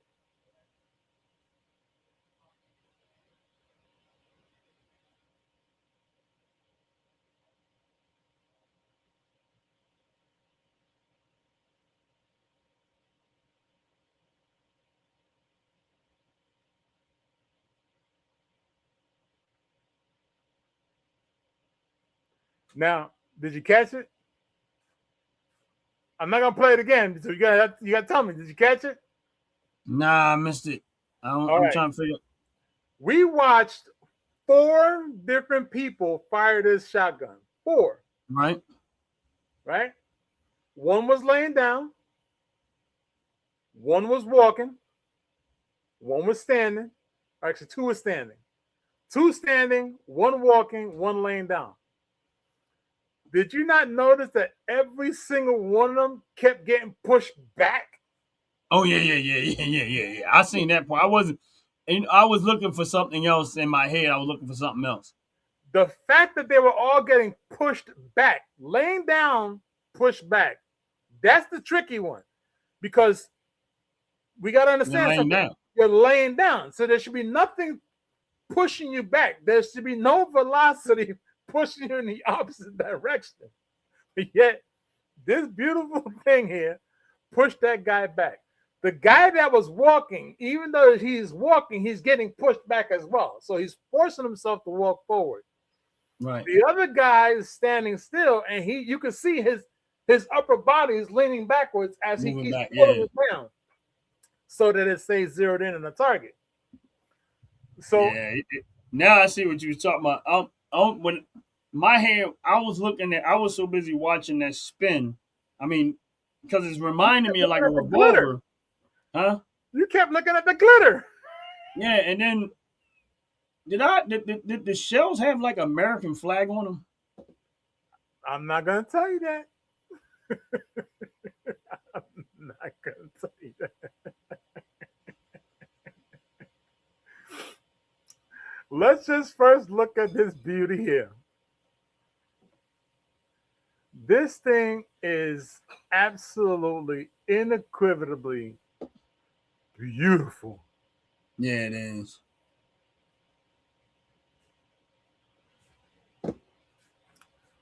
Now, this is where the key point comes in. He said that reminds him of the gun that Terry Crews used in Expendables. This 12-gauge shotgun is a gas-regulated bullpup shotgun. It feeds from one of 3 individual magazines, which can hold 4 3-inch shotgun shells. So each chamber is holding 3 shotgun shells, or 5 2 3/4 shotgun shells. So that's a maximum amount of 15 rounds. Yeah, I like it. I like the way it looks. 15 rounds, Ron. 15. 15. So which one would you go with, the green or the other color? I'll have to go with the desert camo. That one right there. Yeah, desert camo. Desert camo's for me, right? I don't know. I probably would do the green because I think I already have one that's similar to that color. Not that gun, but I have a gun that color. Like I'm trying to mix up. I don't want I want different color guns. I want to try to mix it up. I like Desert Camo. Yeah. I like Desert Camo. I think Yeah, so that means you really like that one I had. Yeah. Yeah. I remember you telling me about it. Something about the Desert Camo just brings back a lot of memories. Yeah. So I think that's the reason why. But, but this bad boy right here, 15 rounds, 15 mother effing rounds of shotgun shells. 15. And you can empty that whole gun 15. on your shoulder. If you can shoulder all 15 rounds. 15 rounds. And again, I gotta say, 15 rounds. Now we gotta understand something. Why am I keep emphasizing 15 rounds? What's the normal of a shotgun? 5 to 8, right? 5. Mostly 5. Right. So it's boom, boom, boom, boom, boom. Then it's done, right? It's over. Over with. Then you gotta go to reload. Click, click, click, click, click. Mm. This bad boy right here. Look in now. My Emperor Dragon is 4+1. The one that I got right there is actually 5. But if you put one in the chamber and then the clip, that's 6 rounds. So it's 5+1. Right. But and then we also saw a shotgun just a moment ago, the Mossberg. What was it that the how was it? I just forgot. The one that's on the AR platform had a 10 clip. Yeah. Now the one that I have, they do make a 10 clip. You will have to buy it separately. Okay, so that's 10. But I So can get the 10 clip. Yeah. So I want to get me 2 of them that holds the 10 round clips in them. But when I initially bought the gun, I just wanted to see how it operated. I was like, I'm not going to go buy a clip for a gun that I'm not even sure about the operation of it. Right. But I'm definitely going to get the 10 round clips for that, and that'll be 10+1 because you still can. Right. So I have one in the chamber. So now comes the important question that I want. This is the reason why I want to leave this one for last of tonight's segment. There's more that I got more, but I want to leave this one for tonight's segment to be the last one. So here's my question to you. As an AR platform person that you have, right? I want to read this to you. The bullpen design overall length went from 28 to 18.5 inches,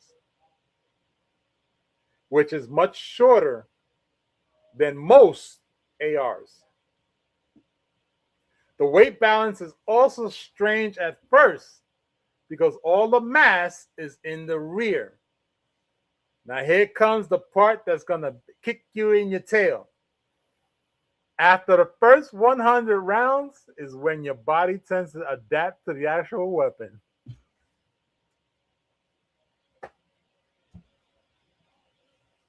So I like that green.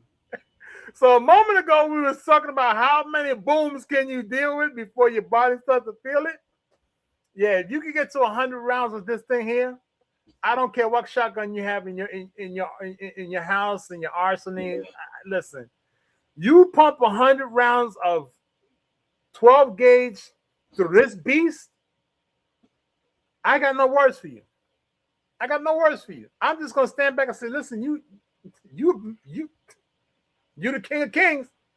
Yeah. You see, what they don't realize, the downside to short barrel ARs is there's 2 things going to happen tonight. People don't realize with AR-15. This is why I don't switch to short barrel AR-15. 2 things you're going to lose with that. Accuracy. You're going to lose impact. You're going to lose impact power. Like the speed of the bullet coming out of the gun. It's going to be reduced because of the short barrel. You know what I'm saying? Right. And the distance and accuracy is going to be affected by that too. So when you start buying an AR-15 and you start to shorten that barrel, okay, there's a trade-off. The trade-off is you're going to lose speed. Okay. And you're going to lose distance. Okay. I'm laughing because I'm going to upset your soul right now. Go ahead. Okay, so off of what you just said, you're going to lose You're gonna lose a few things. There's a Well, trade-off. not with this. I'm talking about Oh, with the AR-15. okay. So watch this. So my point is this: is that they made this very short, and they This is compared the true. shortness to. They're saying it is shorter than most AR-15s. Yes. Reason, I mean, because AR-15s most of the time they have long barrels, 16, 18-inch Right. barrel length. Right. The downside to an AR-15, what people don't realize with rifles is when you start shortening up the barrel, there is a trade-off. Yeah. The Yeah. trade-off is when that explosion happened with that firearm, the speed of the bullet, that pressure builds up in there, and the speed of the bullet is going to be reduced based off of the fact that you're shorting the barrel. Right.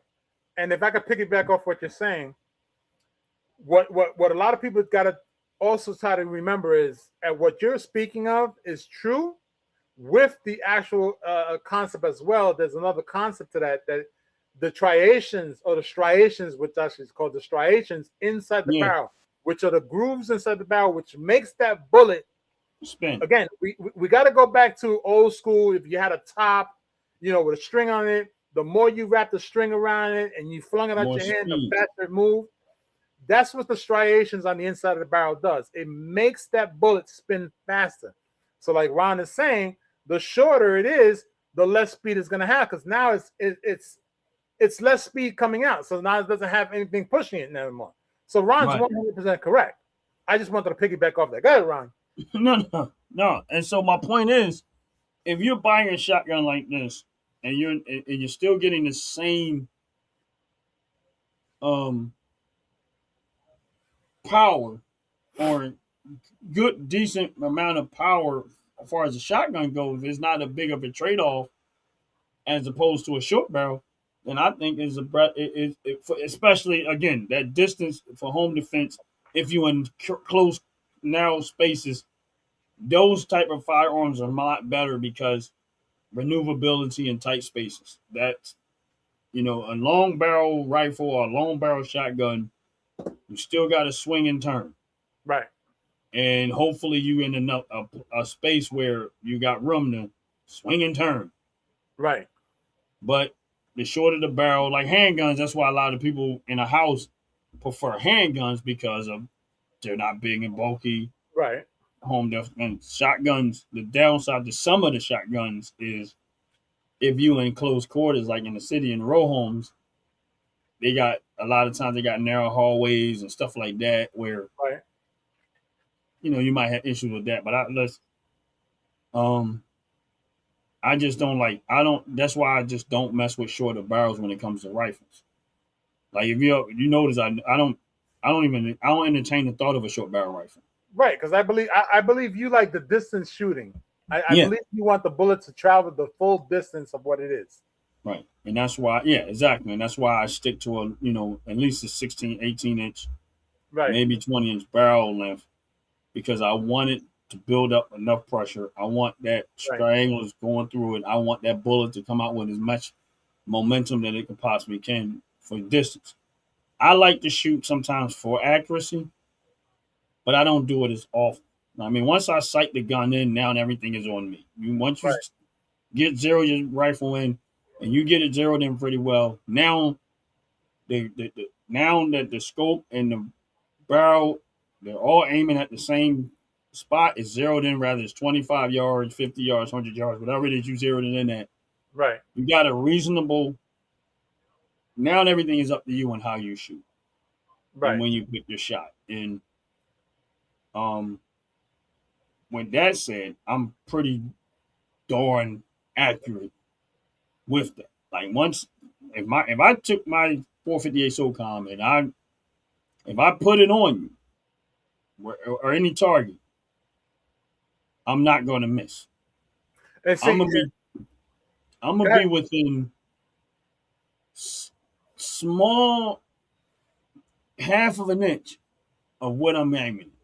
Right. Probably right on target, but there's going to be very little different deviation from where I'm aiming at when it comes to that. Because I know exactly when to pull the trigger. I know exactly once I'm on target, I know exactly when to pull the trigger. Right. I'm not second guessing my shot and stuff like that. When I'm really in zone mode, I can pretty much pick my shot.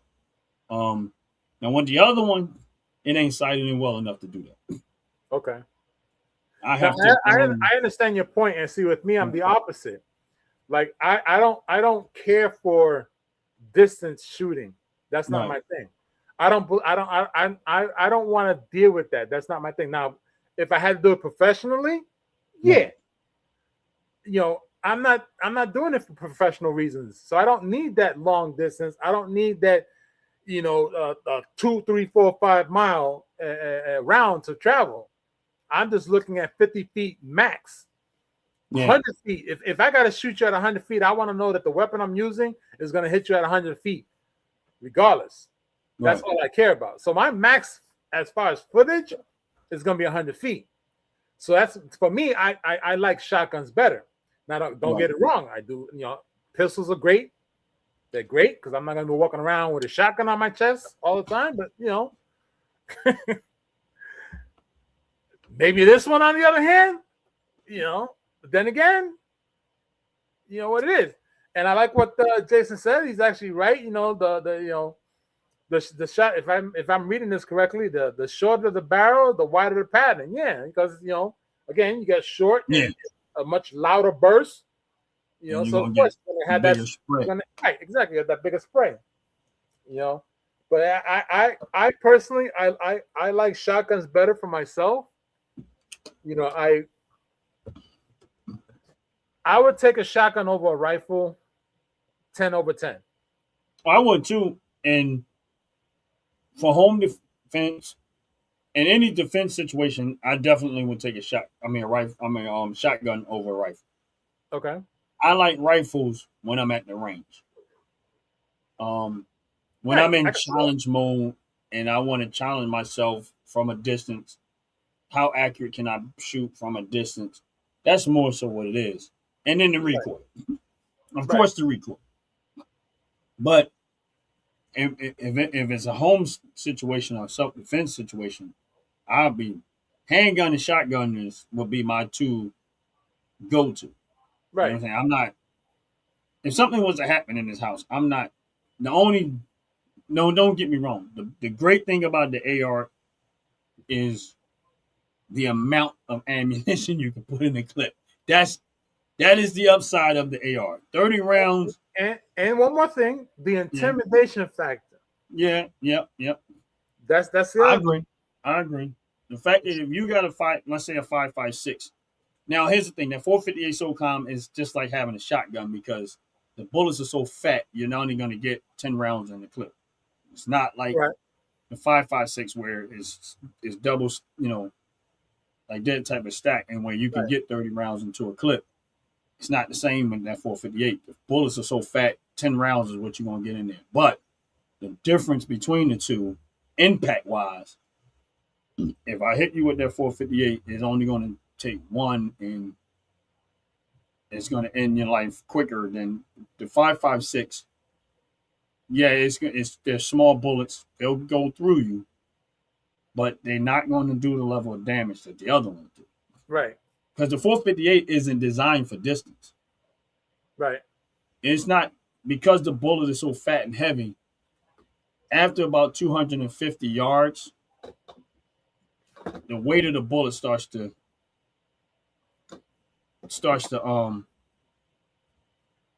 go down. Yeah. Yeah, the projectile of the bullet just starts to taper down. Right. So after about 250 to 300 yards, a 5.56, you'll be good.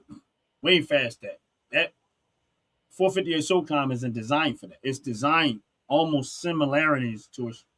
Better than a shotgun distance-wise, but it's designed for more within 300 yards, massive impact. If I'm shooting a bull with that 458 SOCOM, it's going to go through its skull. It's going to go through the meat and stuff and get the maximum impact. Correct. I watched that gun go through 4-inch brick. So that's what it's designed to do. That's what it's designed to do. It's not designed to be, 500 yards. Right. And It's not. It wasn't designed for that. That's for it was. It was designed for the military to have maximum impact with less rounds within 300 yards. 200, 150 yards. That's what it was really designed for. It wasn't designed for like distance. So that's probably why I like that one a little bit more Right, right. because of the fact that it has that. You shooting at a bull, or if you hunting with an animal, and I'm watching this guy with a hunting with it, and he's taking down very large game. They're not. He hit them. They down. He don't even have to go find the animal. Right, right, right. It's pretty much wherever he hit it at. It's there. That's where it went down at. Right. They might have got a few steps in there, but that was it. True. Um, That's true. That's true. Now to piggyback off of that, yeah, he's right. He was. as much as that's true, let's not forget. Let's realize something here. The very first time, I don't remember when it was. I would probably have to do some research. Don't quote me on this one yet, but I'm like 80% sure that the very first gun that took down an elephant was a double barrel shotgun. Don't quote me on it, but I'm almost sure because the elephant gun design is based off of the 12 gauge shotgun. I believe so. And I'm gonna have to find out now because I don't What's the want elephant gun like? Way long. it's ridiculous. Ridiculous.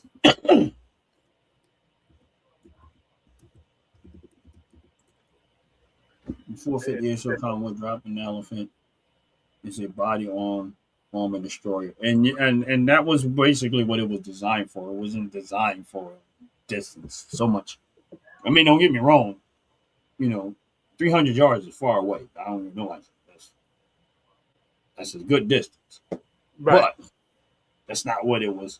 The intent behind it wasn't that. The intent was close quarters, maximum impact, still distance, but not drastic distance. And like I said, I watch people hunt with them, and man, Right. whatever they were shooting at, and especially the guy was shooting. He was out in Africa shooting bull. Those, what's your name, bulls, and it wasn't going far. Okay. So,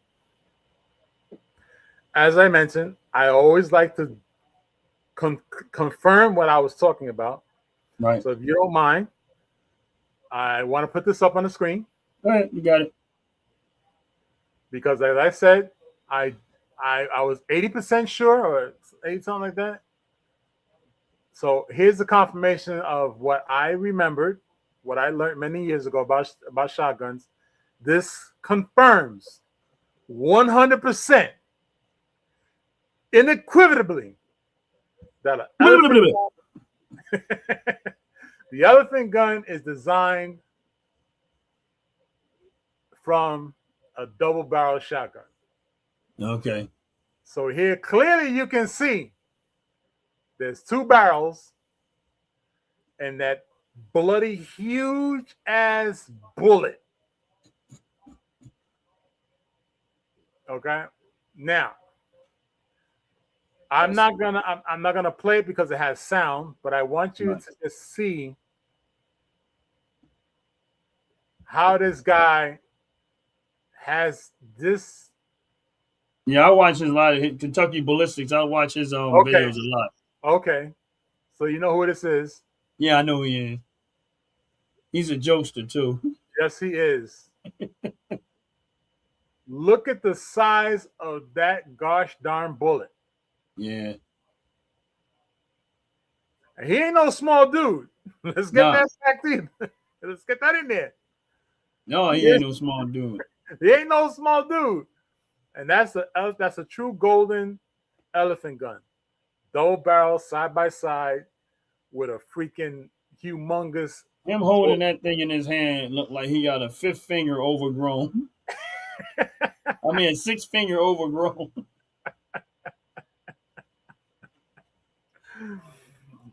So my memory does serve me correct.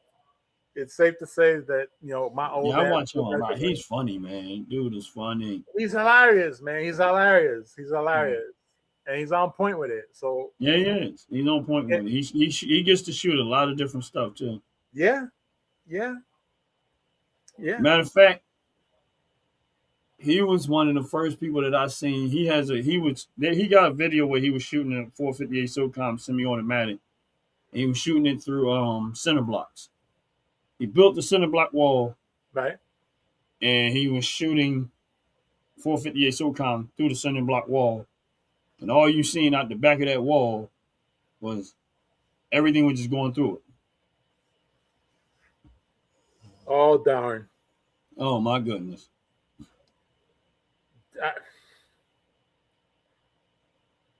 I will hug you, Jason. I will hug you because that means you have had a lot of laughs when firing weapons. Oh man, I can only imagine. He get to have fun making videos. He has a large YouTube following too, man. I enjoy his videos. I watch him. Did you see the end of the statement? Out of a helicopter. Yes, a belt. I'm like Beautiful. Chopper. What's up, Chopper? How you doing? What's happening, Chop? See you Sunday. Chopper Chop. I mean, it's a point of understanding why there are so many content creators behind firearms from all ranges, from all kinds, and it's just a great thing to see so many people out there creating this content and us talking about it, and us just enjoying the camaraderie that we have for these weapons. Right. So I thank Jason very much for his comment and his. Thank you, Jason, for giving me a reason to spend some money. And Sean, of course, your participation is always welcome. Chop, we see you. Yeah, we see you Sunday. We'll see Jason you on just messed up my. Jason just gave me a reason. Jason, unfortunately, the only bad thing I gotta say is certain things you cannot tell Ron about. Ron's the type of person, he sees it. He's got this thing about I see it, I can touch it, it's mine. So yeah. Ron makes it his business when he sees things that you saw him a moment ago look like George Jefferson. He gets that George Jefferson look, it's over. Whatever he's looking at, he's gonna make it his business to have. So yeah, probably in a few months or maybe a few weeks.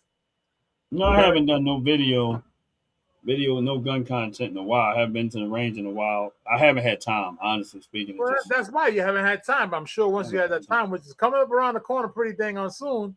Yeah. Besides feeding the fish, you're gonna be at the range a lot often. Hey, I don't feed fish.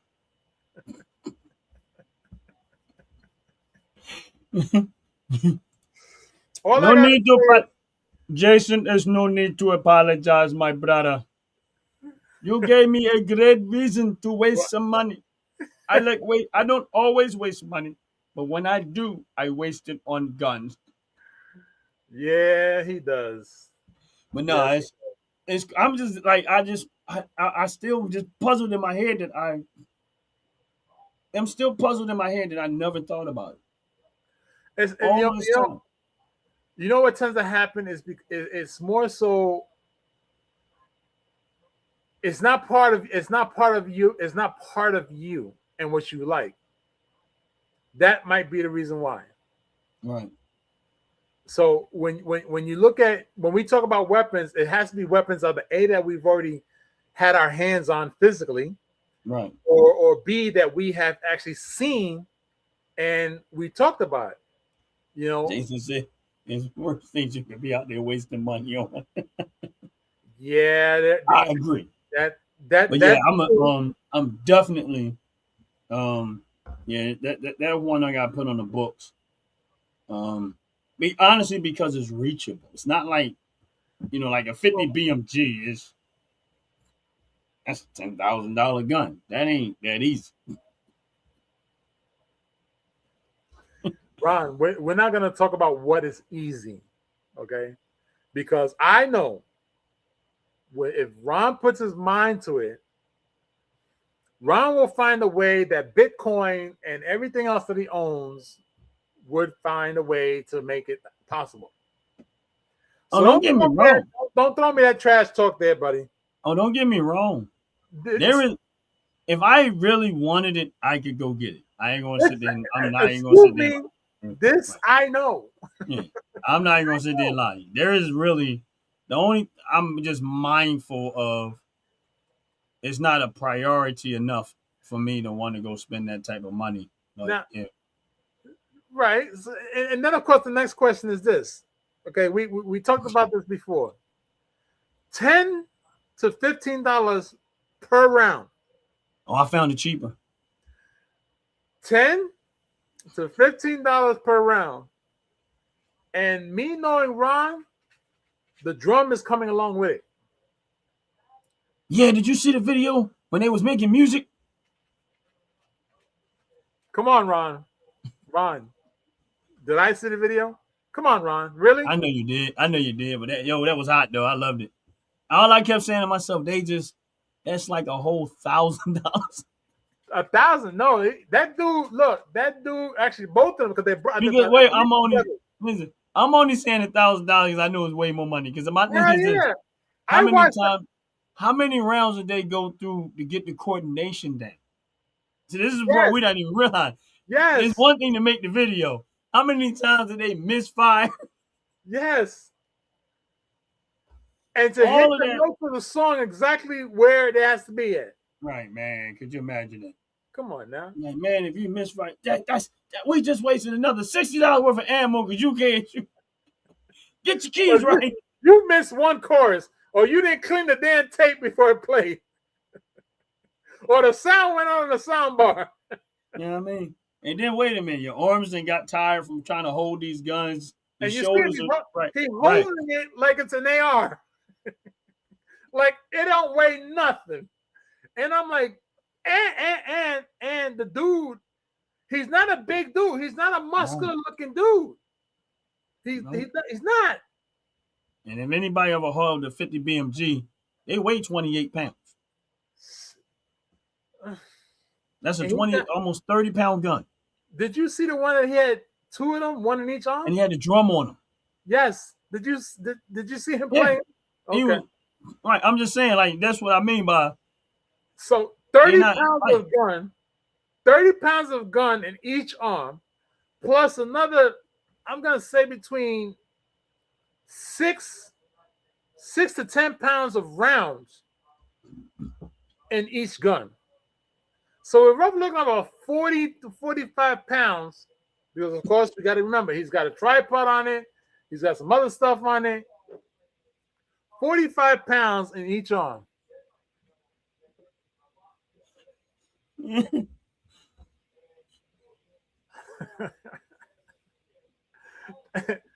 I guess it's safe to say Jason walked in the house saying the same thing that a lot of the content creators have on their videos. They gave it to me for free. They just gave it to me. It didn't cost me. They just gave it to me. I'm like, huh? They gave it to me. I promise. They gave it to me. How much was it? They gave it to me. How much was it? I saw one this yesterday. I gotta tell you this. The guy walks in the house with 4 boxes. He got two rifles and like 10 boxes of shells. He walks in the house with a broom and he's going like this on the ceiling, like he's sweeping the ceiling. The wife is so busy looking up. What are you trying to get? He says, you see the spider up there? There's a spider. And she's looking while he's walking through the house with 2 brand new rifles and 20 boxes of shells. He said, she's afraid of spiders, so this is the only way I can get in the house. She won't see what I spent money on. Yeah, but that whole saying, how much was it? How much was it? They gave it for free. They gave it to me.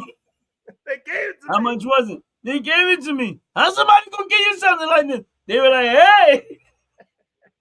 I'm a good-looking guy. I'm a content creator. They gave it to me.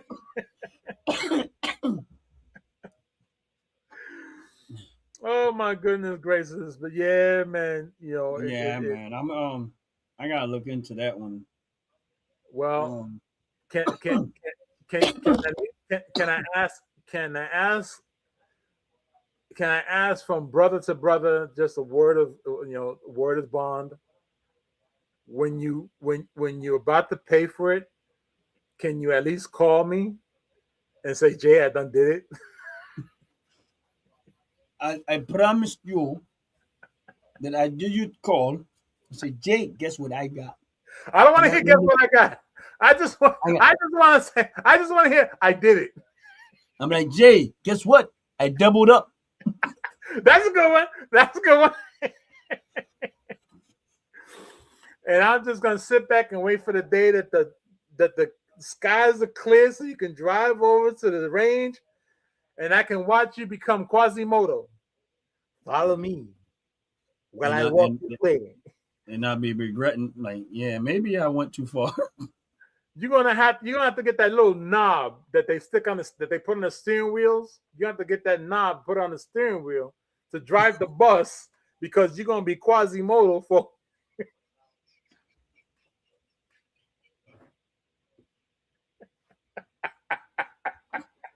Like they have on a forklift. Yes, There's some yes, forklifts yes. like that. Because you're gonna have such a swell in your in Hey, your what's wrong body. with you, man? You're gonna be I leaning, mean, neck gonna like be. You're gonna you have never all know. this. I already have shoulder problems. No, Ron. No, you don't understand. We're not talking about shoulder problems. We're talking about shoulder blade problems. I already have them. No, Ron. No, Ron. No. You think you got them. You get that double barrel shotgun. You really gonna know what it's like.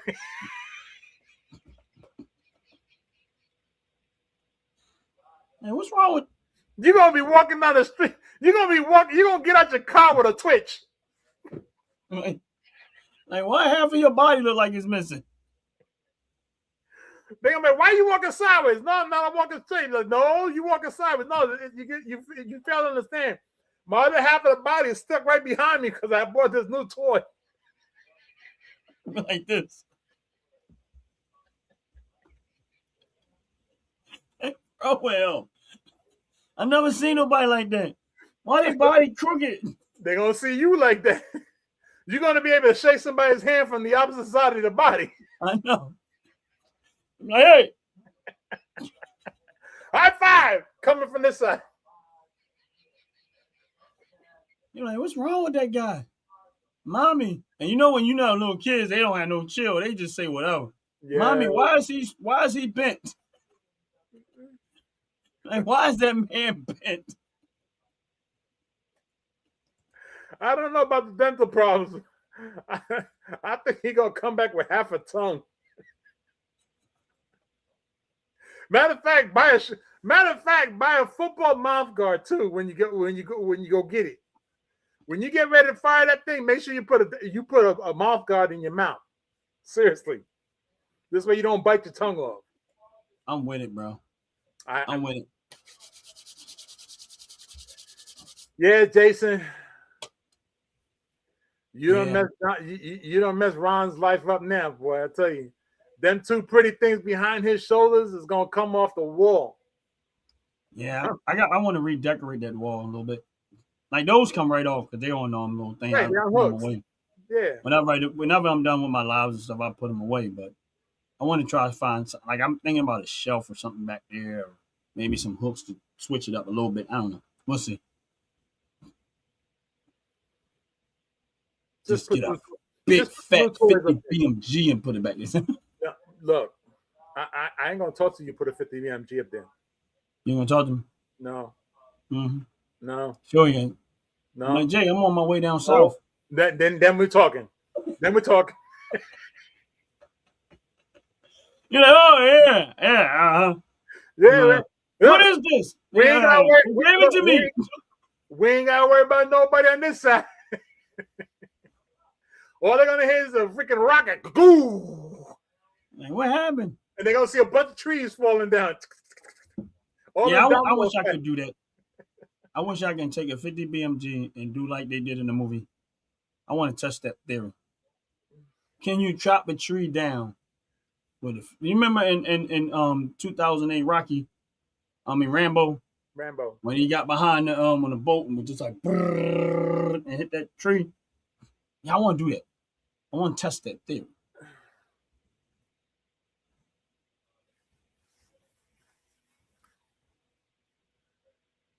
That's expensive.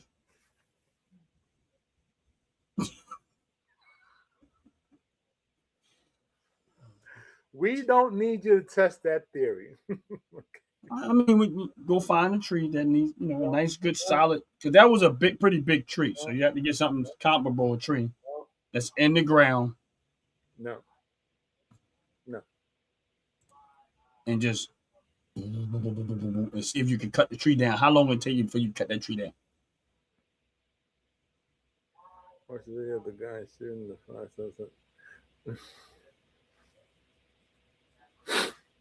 Yeah, I know what I'm gonna be doing tomorrow. Yeah, I know what I'm gonna be doing for the next few days. Yeah, watching Nope. I'll be more calling you videos. on the phone. I'm gonna be calling you on the phone every other hour of the day. No, Ron. No, not today. Not today. Not today.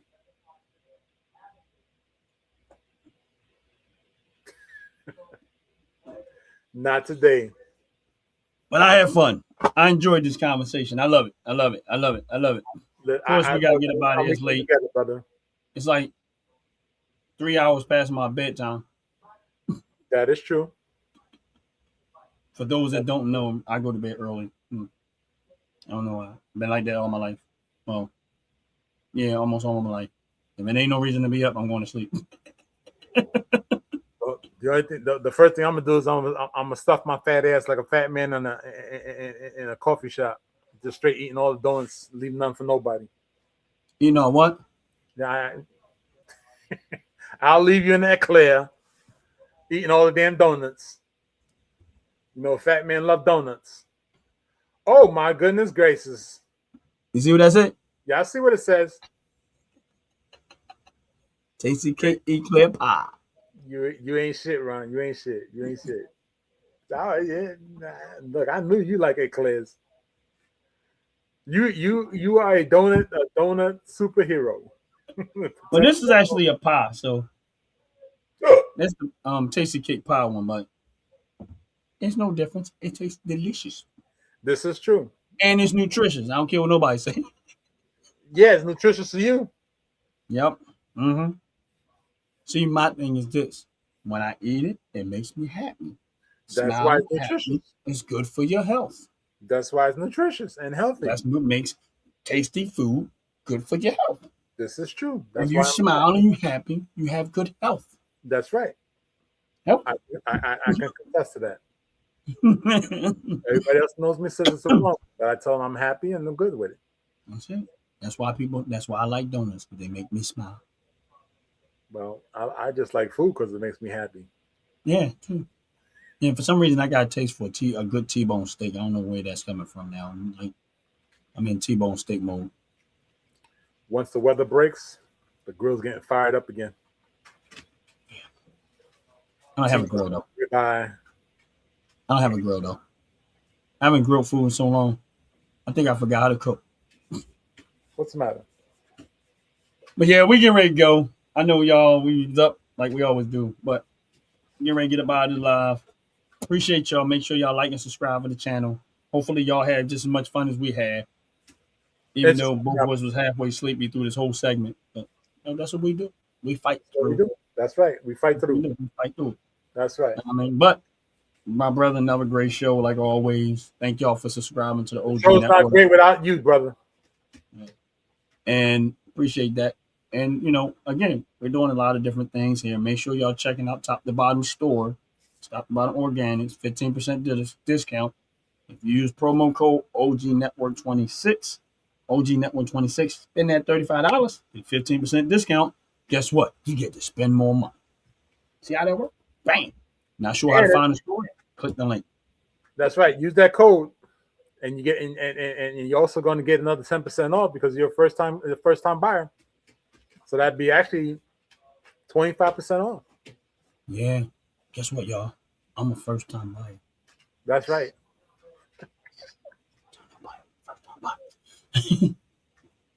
Not, I mean, technically, no, but they Theoretically, yes, you are. decided to change up the website, so I might actually be a first time buyer. Yeah. But yeah, I like that. Like, real talk. I know we can ring it off, but man, I'm gonna tell you that vanilla bean body wash. Listen, that's what I'm trying to tell y'all. That vanilla bean body wash. Oh my goodness, it smells so good. It smells so good. Now, don't get me wrong. I got the other kind flavor. I mean, scents that they have, and I like all the body wash. But the vanilla bean just kind of just for me personally, because I like vanilla. Woo, man. So I know when I place my next order, I definitely gotta get me some more body wash because I'm going through mine. Like, I'm going through it. I'm being selfish. I don't want nobody using my body wash. Get off That's my a good thing. That's a good thing. Not like not like all your other stuff got Oh hijacked. no! It ain't stopping though. They still gonna use it. They still use it. I don't know what that is, man. I think it's like your food. They rather eat your food Yeah, out of of your food course. because they say it tastes better. I don't know. I think that's It just tastes better. it tastes better. So I don't know what that is. Like yeah, like you know, like I my mom was always like that too, man. Like my mom would just, what you eating? I'm like, Mom, don't you got your own food? No. What's that? And my dad was the same way. I go get something, man. We be working. He's like, oh, bring me so and so and so and so. And I go get his food and bring back my food. He'd be like, what that you got? Why you ain't get me Right, that? right. It smells better. But it's the Why same you ain't damn give me that? thing. What day you didn't ask for that? You Smell had, and then man, my dad will pull rank on me like, well, you know what? I need some of yours. I'm like, but dad, like, hey, look, I'm your dad. I can't argue with him. Like, you really gonna do me like this, huh, Pop? Yeah, yep. Mm-hmm. You got two choices. Give me yours, and here, take some money and go get you another one. I'm like, but you got food. I'll take that home and eat it later. You know your Right. mama don't like to cook. That's a mess. But that's what's up, man. Every single one of y'all. Appreciate y'all hanging in there. Appreciate Definitely. y'all enjoying the Definitely. channel. I Appreciate know we it. were slow and low tonight, but that's just how it is sometimes. That's right. But I still had a good time. I still had a wonderful time. My budget just got broken, but it is what it is. Jay, thank you again, man. You know, like I like all the time, man. We have a good time doing this show. Yes, sir. Yes, sir. Yes, sir. Appreciate you, my brother. I Always appreciate come with you. some substance coming with the work, even though sometimes I'll be laxing days. Not that I'm laxing days, just Nah, listen. It's my humble pleasure to bring content to you for we can share it together. You can educate everybody else, and we can show right. the love that we have to everybody else. So Yeah, exactly. And you I'm know what? humbled and ask It me to be gives, part of this. yeah, and we both get a different perspective. Absolutely. And we don't always agree on the same guns, as y'all see. But Jay likes what he likes. I like what I like. And that's why we do these type of things, man, to show that even if there are some variations in our opinions about stuff, we cool with it. Like Right. that's how you understand that. That's how the world's supposed to work. Not supposed to be mad. Oh well, you don't like shotguns. I don't. What's wrong? I don't want to be around. Like, it's not that serious. Like Exactly. you know Right. what I mean. You know what I Right. mean. There is Right. some stuff we agree on. Like we both not really Glock fans, but Yeah. The Glock. we don't hate Glock people that like Glocks. You know what I mean? We understand that that's the brand that they like, the gun that they like. I'm probably more leaning towards Smith and Wesson than I am Ruger, but I like them both.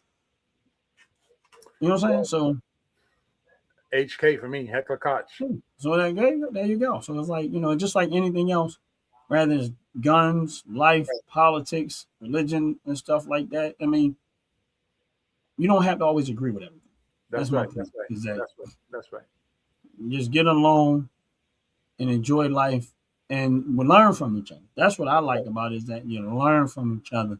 Because if you don't learn from each other and you stuck in your own world, that don't always go so well. You know This what I is mean? also true. Other people's experience helps in your own personal development just as much as your experience helped in the development of other people. That's right. That's That's right. it. That's right. If we all knew it all, we wouldn't need each other. That's right. That's right. So, but with that said, we getting ready to get up out of here. Every single one of y'all have a blessed, wonderful day. Brother Jay, Ron's opinion no matter. Fantacular show. We out of here. Peace. Without the hair grease. Fellas, ladies, you looking for lotions? You looking for beard oils? But unfortunately, everything you get from mainstream got chemicals in it and it's probably killing you? No problem, we got you. Go check out my people from Top to Bottom Hair and Skincare. That's Top to Bottom Hair and Skincare. www.top2bottom, BOTTU, the U is for unique, M.com. Tell them I sent you.